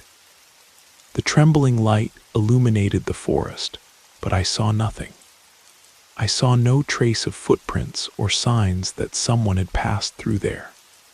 The sensation of being watched became stronger, as if something or someone was there just a step away from me, just waiting for the moment to approach. I thought about taking a deeper look and walked a few steps further into the forest, leaving my campsite behind. The sound of footsteps seemed to follow me, but I couldn't see anything. The trees, thick and tall, blocked the flashlight's light, creating strange shadows that stretched and twisted as if they had a life of their own. Then, as I moved a little further away, I stopped dead. In the distance, through the trees, I saw a figure. It wasn't clear, but it was there, moving slowly. My first instinct was to aim with the rifle, but I didn't. Something told me it wasn't a human being. The figure vanished into the darkness as quickly as it had appeared, like a shadow dragged by the wind. I stood there staring into the void, not knowing what to do. The sound of footsteps had ceased, but fear wouldn't let me advance. My mind was a whirlwind of thoughts, reason fighting against intuition. I decided to return to my campsite. Back in the tent, I lay down in the sleeping bag, trying to calm my breathing. But just when I thought everything had passed, the sound returned. The footsteps again surrounded my tent. They were closer, more defined, and now it seemed they weren't coming from just one place, but from all sides, as if someone was walking around me, watching me. I sat in my sleeping bag, paralyzed. The footsteps were getting closer and closer. My mind was at its limit. Something wasn't right. That morning, I decided I had to leave. The prey no longer mattered. Nothing mattered. All I wanted was to get out of there. At dawn, packing my equipment hastily, I heard the footsteps once more, this time behind me. I heard them clearly, as if someone was following me just a few yards away. I didn't dare to turn around, but my instinct told me I shouldn't stay one more second. I walked as fast as I could down the trail, without looking back, without listening to anything else, just the sound of my own hurried steps. Finally, I reached the edge of the mountain, where the path descended toward town. When I looked back for the last time, I saw nothing. The fog had already begun to dissipate with the daylight. There were no traces, no footprints, no signs of anything. But something inside me knew I hadn't been alone. Something or someone had been following me, and although I didn't see it, I felt that it hadn't let me go. I returned to town without telling anyone what I had experienced that night. Nobody would understand it. Nobody would understand what it's like to be in the mountains, surrounded by fog, feeling that you're not the only living being in those vast and silent forests. I never went back to look for that prey, and although the mountains are still there, I never ventured so deep into them again. Something tells me I'm not alone, and that night wasn't a coincidence. Days passed, and the feeling of uneasiness I experienced in the mountains didn't leave me in peace. As I delved deeper into the daily routine of the town, the voices of the market, trivial conversations at the grocery store, everything seemed so distant, so foreign to what I had lived. Nobody in town knew what had happened. Everyone thought I had returned unsuccessfully, like many other hunters who seek the unattainable in the mountains. But the truth is that deep down I knew it wasn't just failure that was haunting me, but the fact that for some inexplicable reason, something or someone had been there following me. And that sensation of being watched, of being marked by something unknown, persisted. I began to have nightmares, the same images, the same shadow, the same footsteps that echoed in the darkness. But what was most disturbing was that in the dreams, they not only followed me, but they spoke to me, whispering unintelligible words, a mixture of voices and echoes, as if they came from a place where time didn't exist. I would wake up sweaty, with my heart racing. And the worst part was that the sensation of that presence continued there, even when I woke up. One afternoon, after one of those sleepless nights, I decided I needed to find some explanation. Maybe an old hunter from town could help me. I remembered old Lucio, an older man who had always spoken of the mountains with reverent respect. Nobody dared to argue much with him when he mentioned ancient stories about the Rocky Mountains.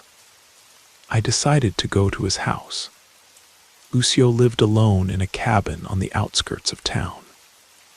When I arrived, I found him on his porch, sitting in a wooden chair with a pipe in his mouth and looking at the mountains on the horizon. He greeted me with a slow gesture, as if he already knew I was going to arrive. "What brings you here, boy?" he said with a raspy voice, without taking his eyes off the mountains. I approached cautiously, not knowing how to start.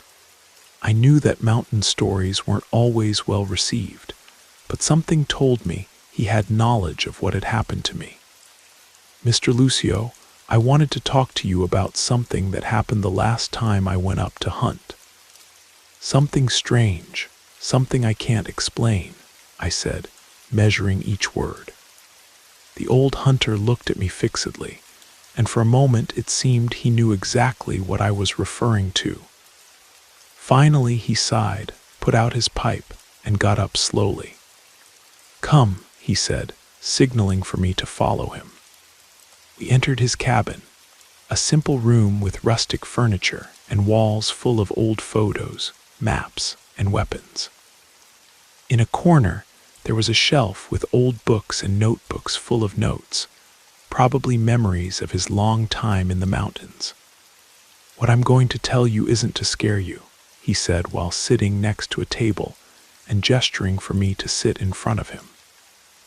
"But you must understand that the Rocky Mountains aren't just a place where we hunt animals. There's something else in those mountains, something old." My hands began to sweat. My heart, upon hearing those words, beat stronger. "Years ago, when I was young, I hunted much more than now," Lucio continued, his voice deeper, as if remembering something that tormented him.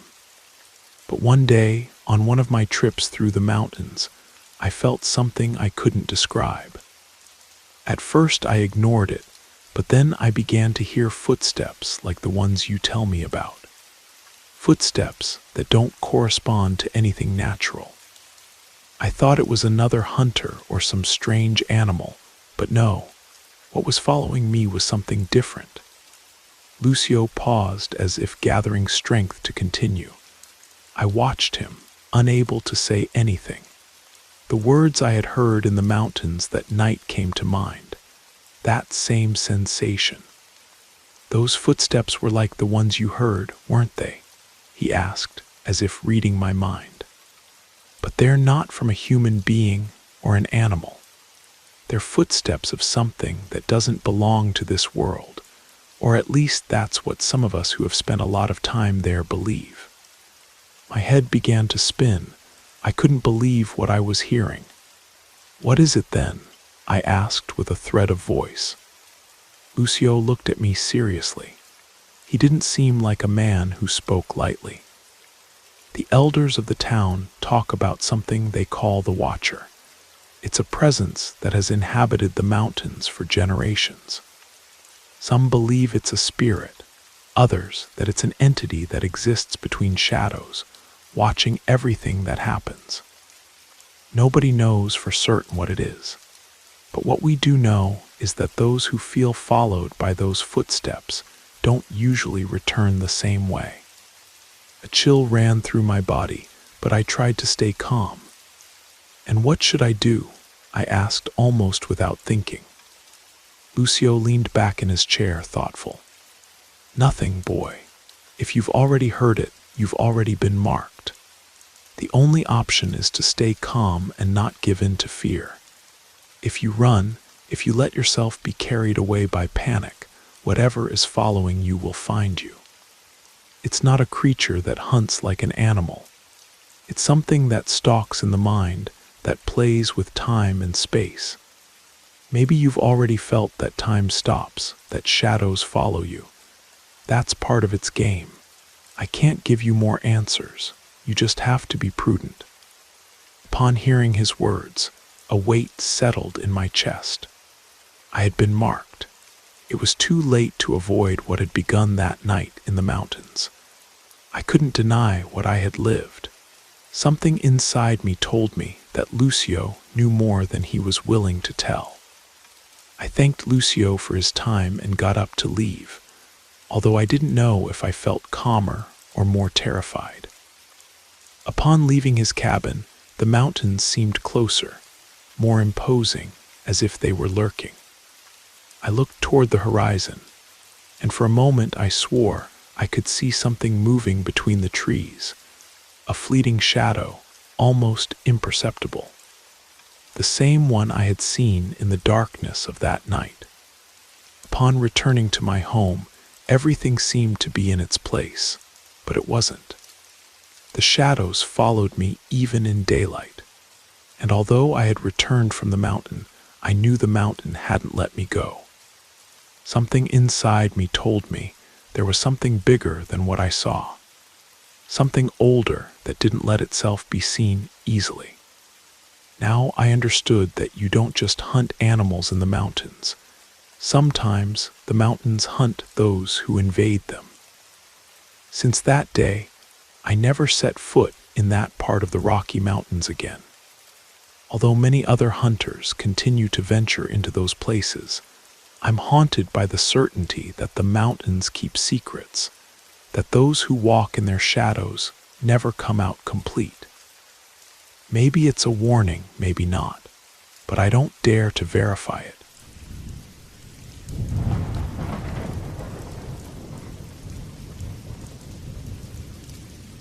My great-grandfather, God rest his soul, used to tell a story from his younger days when he worked on the construction of the Central Pacific Railroad through the Sierra Nevada mountains. He was a lineman responsible for raising telegraph poles and stringing wire, always trailing a bit behind the main crew that blazed the trail with rails, dynamite, and sledgehammer blows. He said it was hard work, but steady work. They slept in canvas tents or under the stars, ate whatever they could find. Sometimes there was no water, sometimes no shade, no radios, no detailed maps, no way to tell time except by watching the sun. Everything was measured in distances and sounds. What you heard from far away was the pulse of progress, the metallic hammering on the tracks. If you couldn't hear it, you were falling too far behind. That day they were high in the mountains, deep between towering canyon walls and a stretch where no town was near. Everything was wilderness, stone, and silence. The crew had broken camp at dawn and packed up in haste, forgetting a toolbox, the box of fine instruments that my great-grandfather used in his work. "I'll go back for it, it's easy. Don't need anyone to come with me," he told them. "Just follow the tracks back. Can't get lost that way."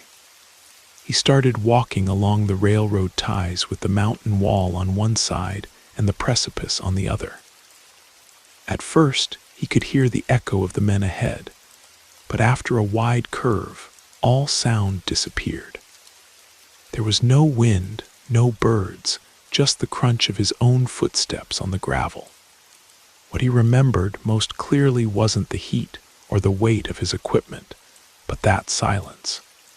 He said it wasn't normal silence. It was the kind that seemed to arrive as soon as he did, as if the mountain was watching him, waiting for him. He said it was strange, thick, that the trees didn't move. The railroad tracks, which from a distance seemed like such an achievement, up there felt fragile, as if they were laid on top of ground that didn't want them. After nearly an hour of walking, he finally reached the clearing where they had camped at dawn. He saw the toolbox beside the cold ashes and nothing else. Everything looked normal, but it didn't feel normal. The air smelled burned, but not like a campfire, like something else. And the sky had a color he didn't remember seeing before. He picked up the box without thinking much about it, but as he crouched down, he noticed the air starting to change. At first, it was just a dry breeze scratching between the rocks, but then it grew stronger. It came in steady pushes, not gusts, but like constant shoves coming from deep in the canyon. There were no clouds, but the weather was no longer the same. He was heading back when it happened. He was walking with the box in his arms, following the rails, but just as he rounded the same curve, the one that had left him without sound the first time, the wind picked up stronger. It was hot desert wind, but it carried dirt and a strange sound like a low humming. My great-grandfather stumbled over something. He didn't know if it was a rock, a root, or his own foot. The fact is he went face first. The box went flying and he fell toward the edge of the ravine. It wasn't a free fall, fortunately, but it was a steep slope of loose rock, low brush, and dry branches. He went sliding down, hit his hip, his shoulders. He tried to brake with his boots, but every movement loosened more gravel. He slid down about 60 feet before getting stuck between some fallen logs that crossed his path just before the steepest drop began. He lay there with his back scraped, his palms full of dirt, and the toolbox lost somewhere above. The mountain felt different down there, more closed in, more ancient. No air moved down to that point, nothing, just his labored breathing and something else, like a dry tapping, as if someone else was moving not far away. But it wasn't his companions because he shouted, and no one answered. He was truly in an area where there was absolutely no one. He spent about 2 hours circling around, feeling his way across the terrain. He tried to climb up several points, but they were all too steep or covered with loose stones. Every time he advanced 2 steps, he slipped back 1, He ended up following a natural line of the terrain, hoping to find some gully, some less rugged part where he could climb up. He found clearings, some very open, but with no way out. Areas where the sun filtered through in patches, as if the mountain was mocking him, showing him the sky, but giving him no path. Then wooded areas so dense he had to advance hunched over, covering his face with his forearm because of the dry branches that came at him. Everything stuck to his clothes: dirt, branches, spider webs. The sweat dried on his back, but kept coming from his forehead. At one point he stopped. He had stopped thinking about the toolbox. He was just looking for a place that made sense, some sign of human passage, a cut log, a stone arranged as a seat, something that would tell him, someone has passed this way before. Nothing. With the arrival of afternoon, the light began to change. He knew that if he didn't find a way out, he would have to spend the night down there. He began to prepare mentally. He would look for a sheltered space, maybe a dry tree, something that would serve as shelter. If he was lucky, he could gather dry leaves, protect himself from the wind. It wasn't the first time he had slept in the open. But this area was unknown, and that feeling that the mountain didn't want him there didn't help at all. That's when he heard it, a clearer sound, closer, not wind, not branches moving, but as if something or someone had stepped intentionally a few yards from where he was. He stopped. It was no longer just the lack of sound. It was a physical sensation, as if something else was there breathing slowly, waiting for him to make the next move. He turned his head barely, trying to look over his shoulder without moving his body. There was nothing, just bushes, dry branches, and the long shadows of the afternoon that was fading. However, something was wrong. The air was thicker, charged, difficult to breathe. He took a step back, and then he heard it. It wasn't a scream, it wasn't a whisper. It was something in between, like a person trying to speak underwater, something long and broken. That's when he finally saw it. It wasn't walking, it was descending slowly from the highest part of the canyon. The first thing he managed to distinguish was the outline, a human figure, but too tall, too thin, with arms hanging longer than was possible. It seemed to be covered in shadow, but not tree shadow.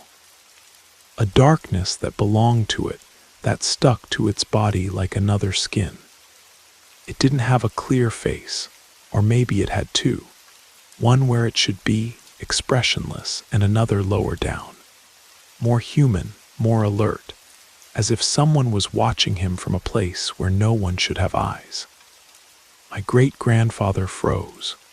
The thing advanced without sound. Sometimes it seemed to take steps. Other times it simply appeared closer without him seeing how, as if the terrain didn't matter to it. He felt his legs go weak. It wasn't normal fear, it was something else. Something in his gut that told him this wasn't part of the world. He tried to move, couldn't. Only when the creature was already a few yards away did he manage to take a step back. He tripped over a root, fell sitting down, and at that moment the air filled with a strange smell of something that had been buried for a long time. He looked up and the thing had crouched down. It made no sound, extended an arm toward him, not as if to attack him, more as if it was choosing him. And then, with a speed that didn't match its previous calm, it took him by the leg, not with brutal force, but firmly. And it lifted him, it didn't drag him, it didn't push him, it lifted him. He felt his feet leave the ground, felt his body hanging upside down and the air hitting his back. He raised his arms instinctively to protect himself, but there were no branches, no rocks, just sky. He closed his eyes and then began to rise. As he rose upside down with his body hanging like a dead cat, he felt the wind hit his face. But what disturbed him most wasn't the height to which that creature lifted him, nor the pain of his trapped leg, nor the emptiness beneath him. It was the face. That second face, the one that shouldn't be there. The one on the creature's torso that looked at him the whole time. It didn't blink, it didn't move like a grimace without control. It was alive and it smiled at him. It wasn't a mocking smile.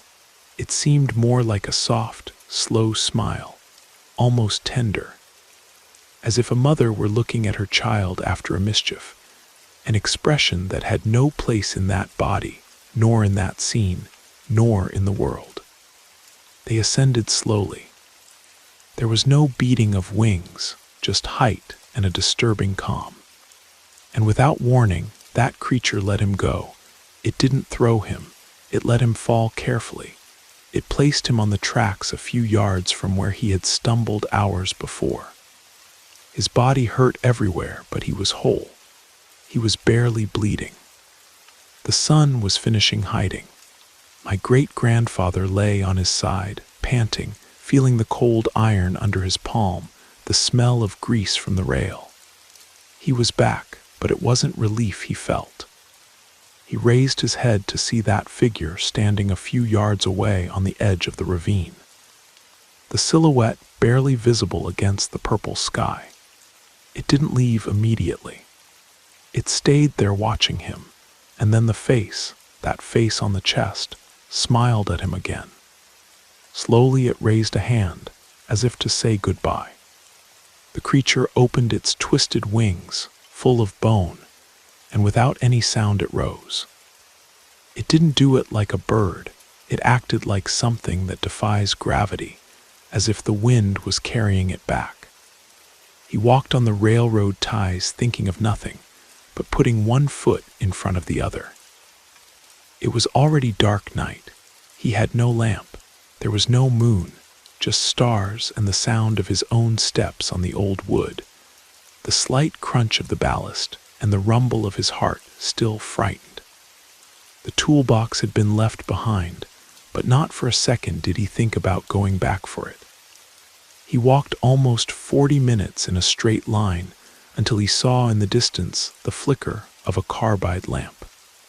The camp had advanced during the day. He barely caught up with the others. They saw him arrive dirty without the box, with torn pants and his gaze fixed on nothing. They asked him what had happened, and he, still with his breathing uneven, told them exactly what happened. No one laughed, no one mocked. One of the workers, an older one who had been born in the mountains, and who spoke English with a thick accent, approached slowly, looked at him carefully, listened to him until the end. Don't think it likes to help good people. It's just that sometimes that creature isn't hungry. My great-grandfather, although grateful to have returned alive, kept thinking about that smile, about those eyes, and about the way it chose him. Until the last time he told this story, he was never completely sure if that thing had saved him, or if it had just spared his life.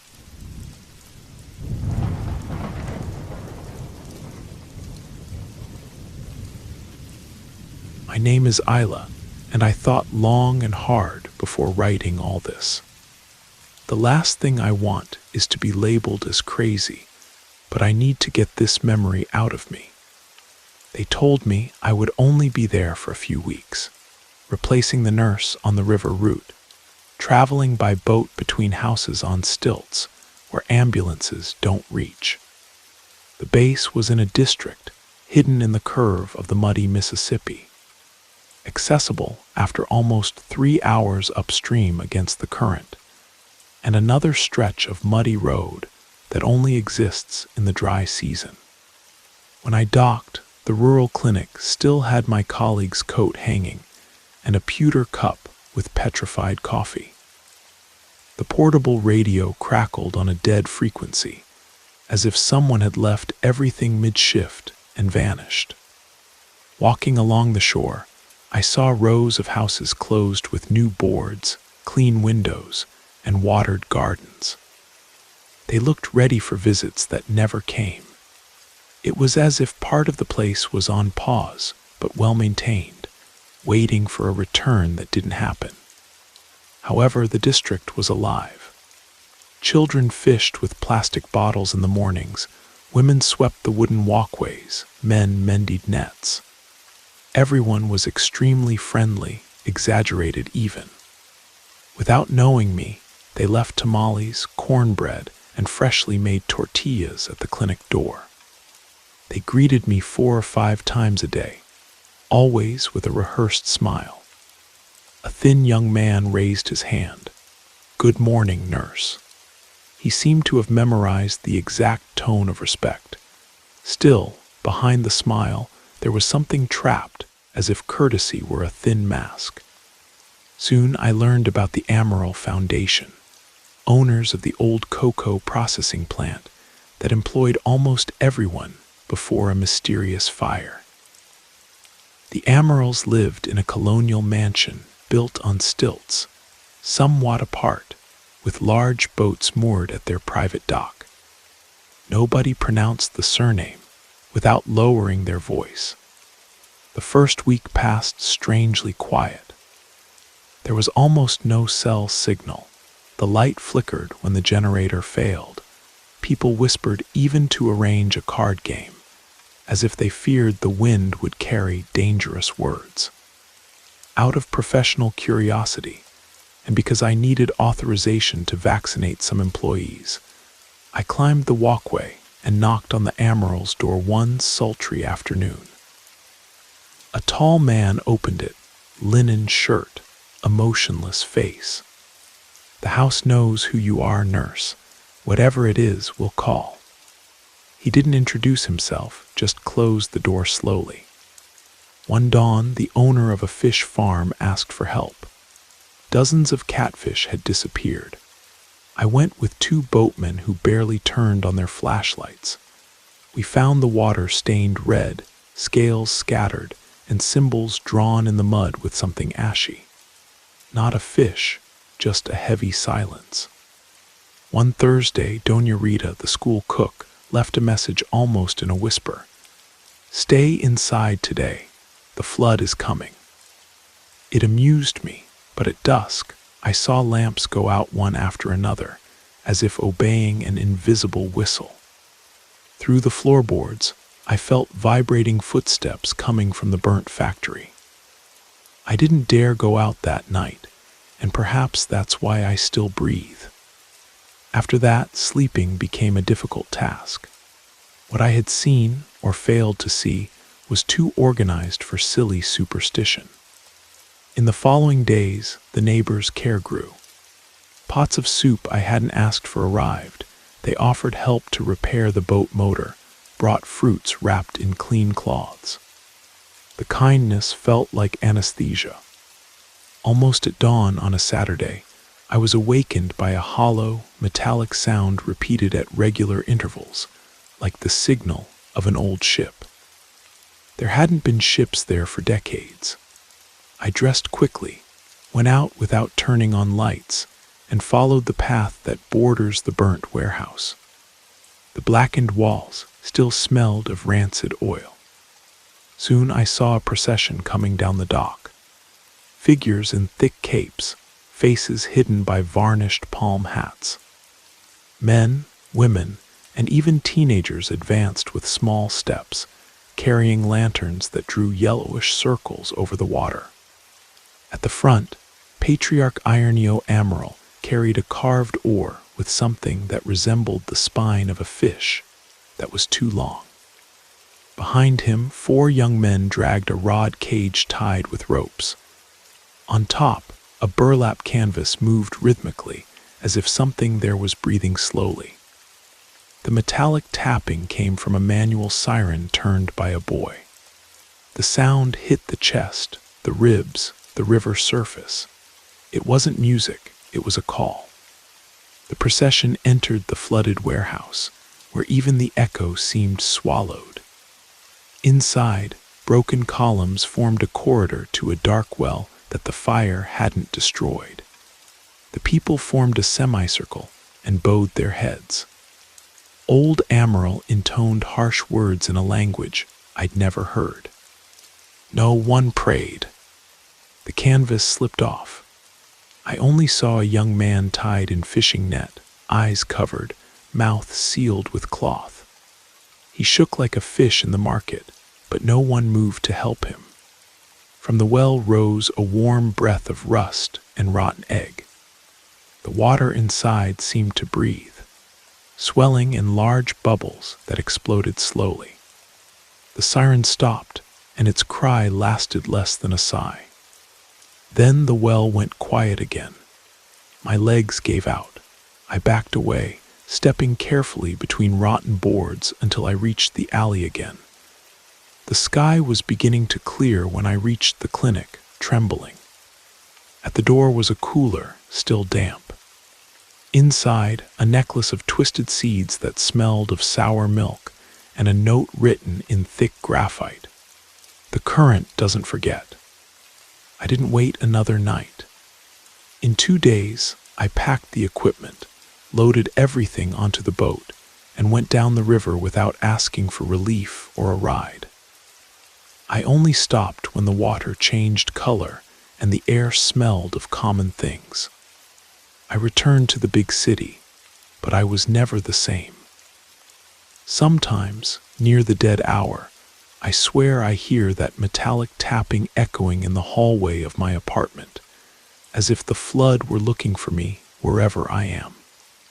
I repeat to myself that it was illusion, interior legend, poorly explained fire, but I don't believe it. It wasn't folk healing or collective hysteria. It was something else. I wonder what they feed in that well, what river runs beneath us without a map. In the end, I understand that I don't want to find out. Some secrets cost more than life. That's why when I hear a little boat whistle in the distance, or someone talks about a place you can only enter with an invitation, I lower my head and keep rowing. I'm sure there are doors that water keeps better closed. The Mississippi carries many things downstream, logs, debris, sometimes bodies. But it also carries secrets, and some of those secrets have learned to swim upstream, against the current, looking for new tributaries to explore. The Amaral Foundation understood this. They weren't just processing cocoa in that plant. They were processing something much older, something that the river had been feeding for generations. I've researched the area since I left. The district was built on an old plantation, one that was flooded deliberately in 1873 after a series of disappearances. They said the water would wash away the evil, but water doesn't wash away everything. Sometimes it just gives it a place to hide, to grow, to wait. The young man in the fishing net wasn't the first, and he won't be the last. The well beneath the burnt factory connects to something vast and hungry, something that has been making deals with the people of that district for longer than anyone wants to remember. The Amarals didn't own the land. They were just the current caretakers of an arrangement that predates their arrival by decades.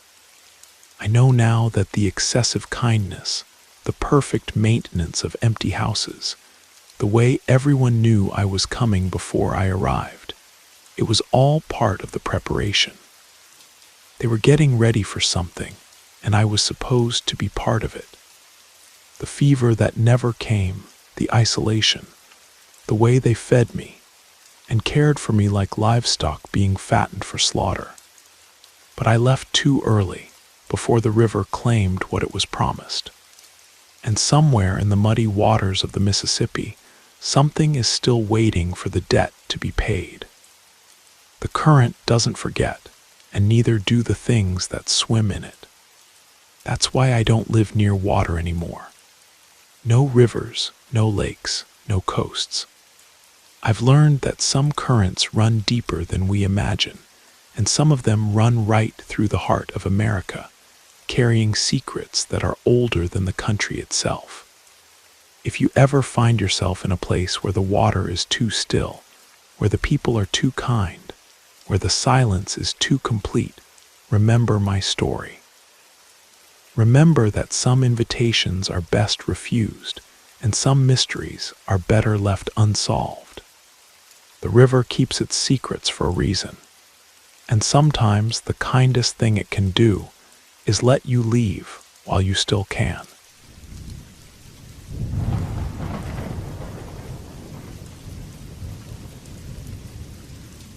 Welcome, everyone. Before I begin this tale, I'd love to know where you're listening from and what time you prefer to hear these stories. Let me know in the comments. Without further delay, let's begin. My name is Jake Davis, and I've been a hunter since I was a child. Over the years, I've traversed all kinds of terrain, from the most rugged wilderness to the most peaceful meadows, always in search of what the forest has to offer me. Hunting is a part of my life that I can't describe any other way than as a passion.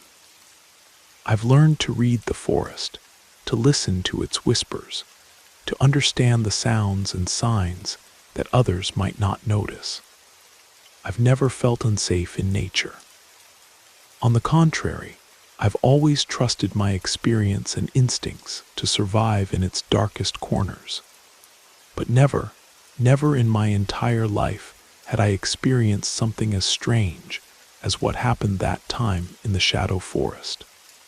This forest, located in a remote region of the Oregon Cascades, far from any town, is known for its density and the darkness that seems to embrace it even in broad daylight.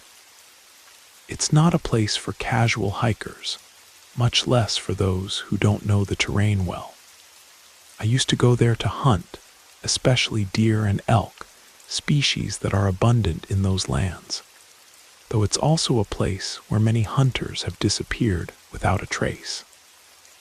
The rumors about that place were always considered exaggerations by the locals.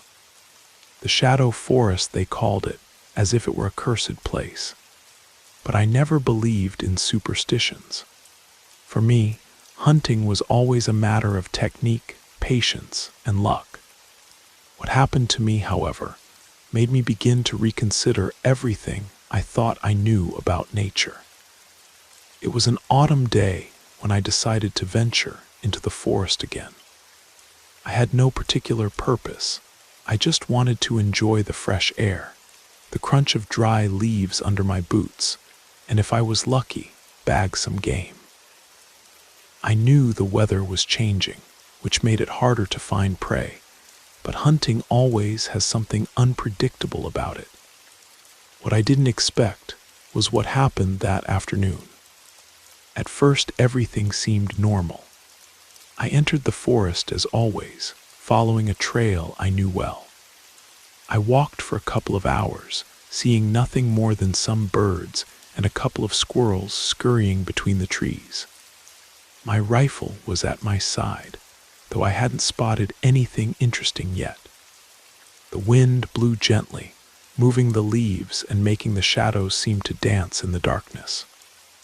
Everything seemed calm and I felt comfortable, but at some point, without realizing it, something changed. It was a vague sensation, as if the air had suddenly changed, becoming denser, as if the forest itself was watching me. The first thing I noticed was the silence. Suddenly, I could no longer hear the singing of birds or the noise of small creatures moving on the ground. The wind stopped and the air became heavy. I looked around expecting to see some kind of sign, a deer, a recent track, something that would indicate there was life nearby, but there was nothing. The ground, normally covered with fallen leaves and branches, was perfectly intact. There were no tracks of any animal.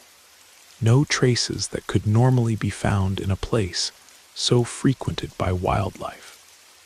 Then a chill ran down my spine, a sensation I couldn't ignore. I could swear that someone or something was watching me. It wasn't paranoia, it was a deep feeling, an instinctive sense of danger that I couldn't explain. I looked around once more, and although there was nothing visible, I felt that something was moving in the darkness of the nearby trees. I felt I was being followed, as if a pair of invisible eyes were fixed on me. But when I turned around, I found nothing, just the same motionless forest. I decided to keep walking, trying to ignore that sensation. However, as I advanced, the feeling only intensified. I couldn't stop looking back, feeling that there was something behind me. But every time I turned around, I found not a single footprint, not a suspicious shadow, just the emptiness of the forest. Still, something told me I wasn't alone. Finally, I stopped and crouched down to examine the ground in more detail. I searched for some clue, animal tracks, marks on trees, anything, but the ground remained clean, intact. This wasn't normal. In all my years of hunting, I had never been so puzzled. I had always been able to follow a trail, even when the prey was cunning or had passed through recently. But here, there was nothing. I felt vulnerable. Something was wrong. I decided to return to camp, but when I tried to follow my own trail, I realized I had strayed without noticing. The forest seemed to have closed around me, as if the trees were denser than normal, and the path I had followed earlier was no longer recognizable. My sense of direction, which had always been infallible, seemed to have vanished. As I advanced, the wind began to blow strangely again, stronger, as if the forest itself was breathing. But I couldn't find any familiar path. I stopped again, feeling a drop of sweat fall down my forehead. I couldn't shake the feeling that something or someone was following me. I decided to do what I always did when I found myself in such a situation: stay silent and listen. Perhaps, if I listened carefully, I could detect some movement, some rustling in the leaves or breathing, something that would indicate I wasn't alone. I stayed still for a good while, with the rifle in my hands and my ears tense, waiting to hear something. And then I heard it. Not an animal sound, nor a natural creaking of the forest. It was a faint whisper, as if someone was walking stealthily, but without wanting to make noise. The sound came from somewhere behind me, but it wasn't the sound of human footsteps. It was more like a soft brushing, a gliding between the dry leaves, something I couldn't identify as natural. My heart began to beat strongly.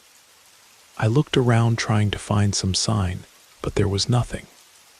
There were no traces, no footprints, not even the cracking of branches being stepped on. I decided to move toward a nearby hill, thinking I might get a better view of the area, maybe find a visible path. But as I climbed, the whisper returned, closer this time. With sweat soaking my forehead, I turned around quickly. But again I saw nothing, just the thickness of the forest, immutable, as if nothing had happened. However, that sensation of being watched, of being followed, didn't fade. The whisper became stronger, clearer. It was as if it was only a few steps away from me, and fear began to take hold of my thoughts. What was that? A strange animal that had approached me without leaving a trace, or something else. My instinct told me I shouldn't stay there. Something wasn't right. I decided to go down the hill and start walking faster, looking for a path, an exit, anything that would help me leave that place as soon as possible. As I moved away, the whisper continued, always behind me, never getting close enough to be detected, but always present, like a shadow pursuing me. Finally, when I was already beginning to despair, I managed to find an animal trail, though it wasn't recent. It was old, covered with leaves, but at least it gave me something to hold onto. I followed that trail until I reached a clearing, and from there, I could see in the distance the edge of the forest, where the daylight was beginning to fade. That day, I managed to get out of the forest, but I couldn't forget what I had felt, that presence that had followed me for hours. That wasn't normal. After that experience, I never returned to the shadow forest. And although I tried to explain it to myself in many ways, every time I close my eyes, I still feel that something or someone walks behind me in silence, without leaving tracks. Something that for some reason still watches me from the shadows. Several weeks passed since that day, and although I tried to move on, I couldn't stop thinking about what I experienced in the shadow forest. At first I tried to rationalize what had happened. Maybe an animal had followed my steps, a wild boar, maybe a mountain lion, but the tracks weren't there, and that couldn't be explained. Every time I tried to put aside what had happened, something inside me told me I wasn't so wrong to feel there was something strange in that place. I decided to talk to some of the local hunters in an attempt to better understand what I had experienced. It could be that some kind of rare animal behavior was occurring in that sector of the forest, or maybe it was a strange coincidence. Although I had hunted there many times before, I had never had such a disconcerting experience. I went to the town bar, a place where the old hunters gathered to drink and tell stories. Most of them were experienced men who had been walking the same trails for decades, and they received me with a mixture of curiosity and disdain when I mentioned the shadow forest. "You noticed it too, didn't you?" one of them said to me. Tom, a man with a weathered face and strong hands from so much field work, I remained silent. I didn't want them to think I was making things up or exaggerating. But Tom continued as if he already knew what I was about to say. "That forest's got a reputation. People in town have always talked about it, but very few mention it seriously. The older folks say something ain't right there. Nobody can explain it well, but it's like the forest itself has a life of its own. It's no place to go alone. Nobody comes back the same." I felt uncomfortable, but at the same time something inside me told me that Tom wasn't taking me for crazy. I kept listening, and as the other hunters heard the conversation, some nodded their heads, others muttered something under their breath, and one of them, a man named Martin, finally spoke. "Years ago, when I was young, a good friend got lost in that forest. It was on a day like any other. He was an experienced man, wasn't afraid of nothing. He'd gone to hunt deer in that forest, and when he came back he was changed. He didn't talk much, but he said they were following him. He always told us he felt like he was being watched, even when there was nothing in sight. A few days later, he disappeared without a trace. We never heard from him again." Martin fell silent, staring ahead, as if he were reliving those moments. The other hunters exchanged glances, as if they remembered someone else who had disappeared in that same place. I, for my part, felt a kind of oppression in my chest, something between fear and a strange sensation of desperation. I decided to leave the bar without asking more questions. I didn't want to hear more. I didn't want to think about what I had already experienced in that forest, much less listen to stories of other people who went through something similar. But that night, when I got home, something wasn't right. The air was dense, and although there was no trace of anything strange, I felt that same sensation of being watched, as if the forest was waiting for me. And although I told myself I should let it go, I couldn't. The words of the hunters remained engraved in my mind. The next day I could no longer resist the temptation.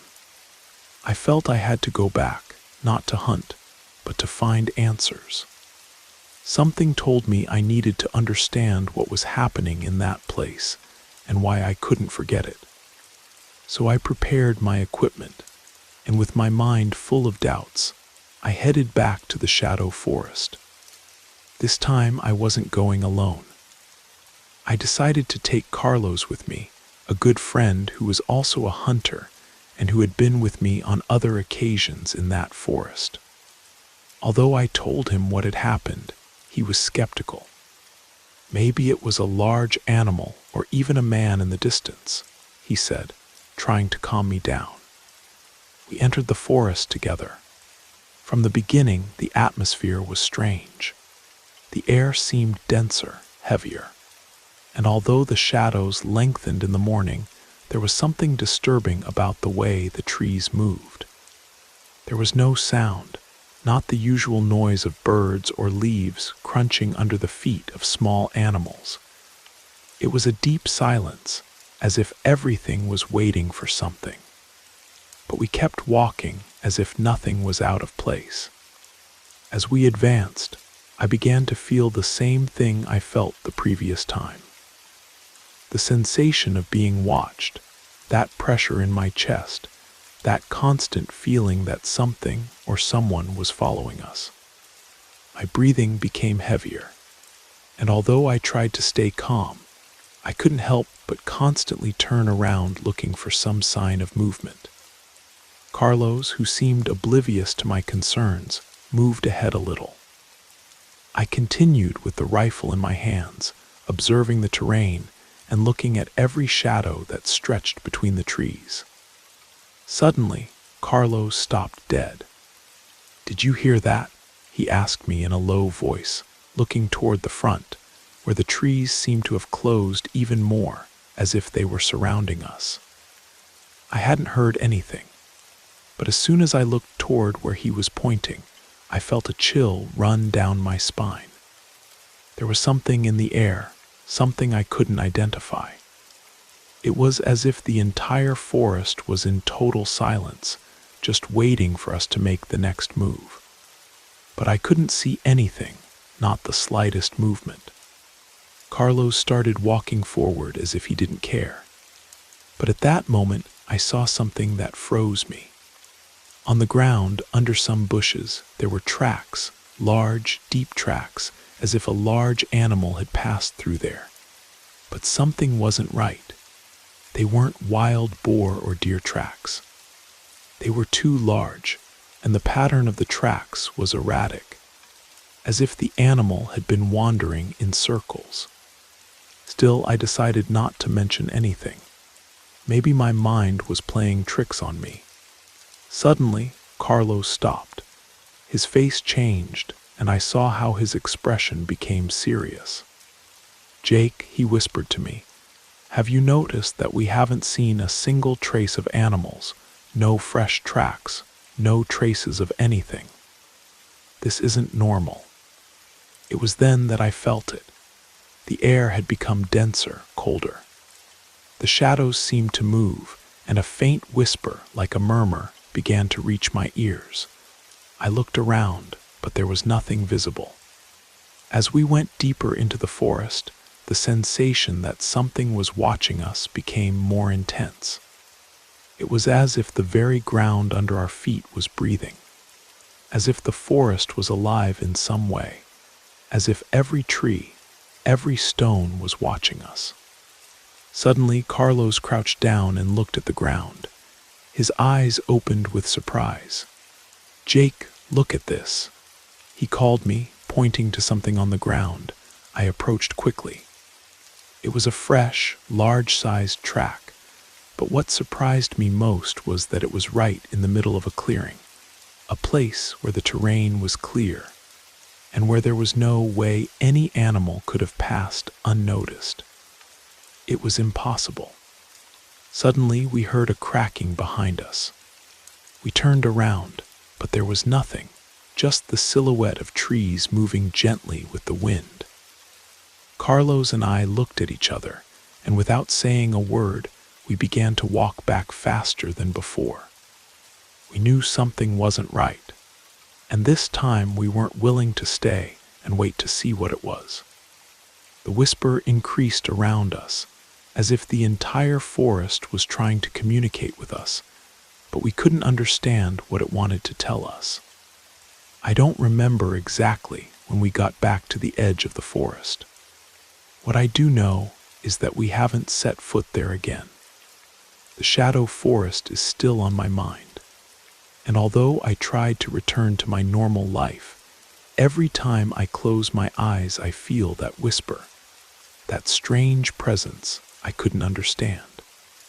And although I try to convince myself it was just my mind playing tricks, a part of me knows that what we experienced in that place wasn't something natural.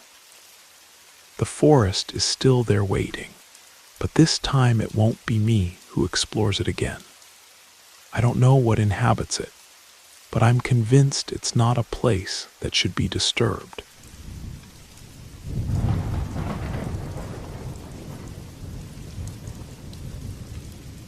In the small mining town of Silverdale, Colorado, there's a legend about an abandoned cave on the outskirts of town.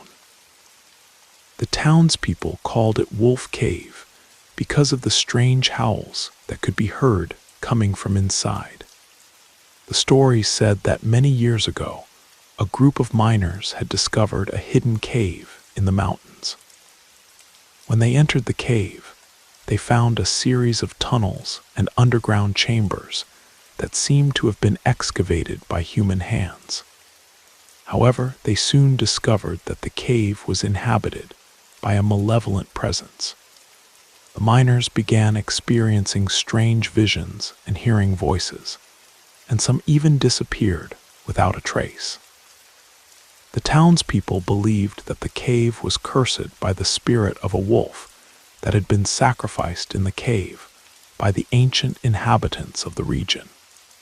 The miners who survived spoke of finding old Native American artifacts deep in the cave, ceremonial bones, strange symbols carved into the walls, and what appeared to be an altar stained with something dark.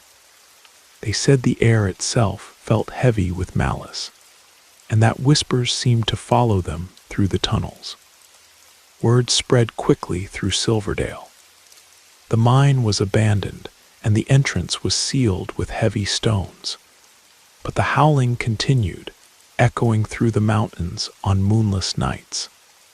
Parents would keep their children inside when they heard it, and even the bravest men in town refused to venture near the cave after dark.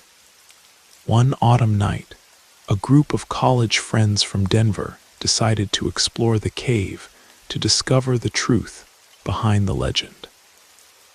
They had heard about it from a local bartender and thought it would make for an exciting weekend adventure. They packed camping gear, flashlights, and even brought a video camera to document their expedition. When they arrived at the sealed entrance, they found that time and weather had loosened some of the stones. It took them about an hour to create an opening large enough to squeeze through. As they entered the cave, they immediately heard the wolf howls and began to feel a malevolent presence surrounding them. The temperature dropped noticeably as they ventured deeper. Their breath began to fog, and the walls seemed to pulse with an unnatural rhythm. The beam of their flashlights flickered despite having fresh batteries, and strange shadows danced at the edges of their vision. Suddenly, all their flashlights went out at once, and they found themselves surrounded by complete darkness. They began to hear footsteps approaching from the depths of the cave, slow and deliberate. The sound echoed off the walls, making it impossible to tell which direction it was coming from. Then, without warning, a massive wolf, much larger than any natural wolf should be, appeared before them. Its eyes glowed with an otherworldly red light, and its growl seemed to come from everywhere at once. The friends tried to run, but found that the cave had somehow changed around them. The entrance they had come through was no longer there. The cave had become a maze of tunnels that seemed to shift and rearrange themselves. No matter which direction they went, they always ended up back in the same chamber where the giant wolf waited. Their screams echoed through the mountains that night, but no one in town was brave enough to investigate. They were never seen again. The townspeople say that on certain nights, especially when the moon is dark, you can still hear the wolf's howls echoing from the cave. But now, mixed with those howls, you can also hear the terrified screams of the friends who never found their way out. The cave entrance was sealed again, this time with concrete and steel. But locals claim that on quiet nights, if you listen carefully, you can still hear both the ancient wolf and its newest victims calling out from the depths of Wolf Cave.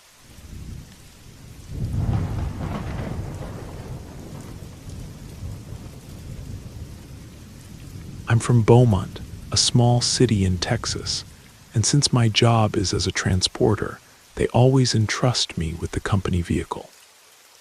I can take it home, and even though I have my own car, whenever I can, I take it. It's a small pickup truck, and the company pays for the gasoline. That's why a friend, and I always took advantage of it if we had any errands for his work or mine, using this truck so we wouldn't spend money on fuel.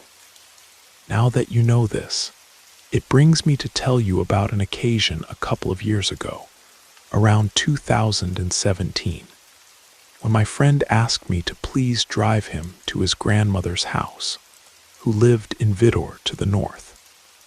To get there, you had to drive on a highway for about 20-30 minutes. It wasn't that far. This highway wasn't as lonely as others. It's one of those where every few miles you run into some small ranch. It has many fenced trees. It's not that deserted. We went, leaving around 8 at night after first going to dinner. He treated me to dinner for driving him. I picked him up at his work, where at that time he worked at a funeral home. He was an assistant to the embalmer at that business. We finished dinner and getting on the highway. We had been driving slowly for about 15 minutes because it was raining heavily. Suddenly, I saw a woman a few yards ahead, standing in the middle of the road, looking toward the left side, in profile toward us. I slowed down even more and asked my friend what that woman was doing there. He lifted his seat because he had been a bit reclined, talking to me about a girl he was dating. He straightened up, brought his view closer to dashboard level, and said she was just standing there, that I should be careful and go around her, that there was nobody coming behind us or in front either. As I approached this woman, who was still there as if she were in her yard, at her house, not caring that she was in the middle of the road, that we were illuminating her with the car's headlights, I could see her better. She was a thin woman, probably between 45 and 50 years old, very pale, with one of those long, casual dresses, also white, all soaked just like her, never turning to look at us. At that moment, when we were about 60 feet away, my friend started telling me to hit it, to get us out of there fast. I was changing to the opposite lane, asking him why, looking in the rearview mirror, leaning forward because the first thing I thought was that someone had come out from somewhere, and maybe they wanted to rob us, that this was a trap to make us do exactly that, pull over so they could block our path. but my friend kept telling me to hit it, to get us out of there. I turned to look at the woman, who had a very strange smile on her face, and now was looking at us, standing, watching as we passed at the height of our doors. That expression was enough for me to listen to my friend, and I didn't care that it was raining. I floored it so hard that the tires spun for a few seconds, and we got away. But my friend was very nervous, yelling at me that the lady was coming after us, not to slow down. I could see he had his eyes on the rearview mirror, leaning his head forward to look back from his angle. But no matter how much I searched, I couldn't see anyone behind us. Everything was dark. I couldn't see the lady. It was raining too hard in that part. You could only see forward through the headlights. Despite everything, I didn't see that woman that my friend kept telling me to accelerate for, that we were almost losing her. He couldn't be joking, because I had also seen her in front of us. When we were arriving at Vidor, my friend, very agitated, told me that that lady, the one from the highway, had been brought to the funeral home. Her wake had been 2 days ago. He remembered her perfectly, and he asked me please not to return at night, that if I wanted, he would pay for a motel. We would stay overnight at his grandmother's house, and I took him up on his word. I didn't know exactly what to think about what happened to us, what we saw, but it was real. We saw that woman with that face that really kept me awake for several nights and made us never drive on that highway at night again. And at the funeral home, it left him with several very bad days. Nothing happened to him, fortunately, but he was scared. Thank God we never saw anything strange on that highway again.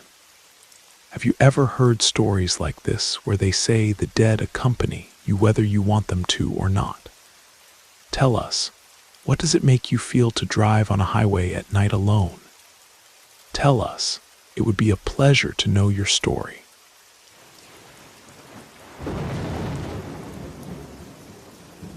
You made it to the end of the stories. That means it's the perfect time to subscribe so you don't miss future episodes.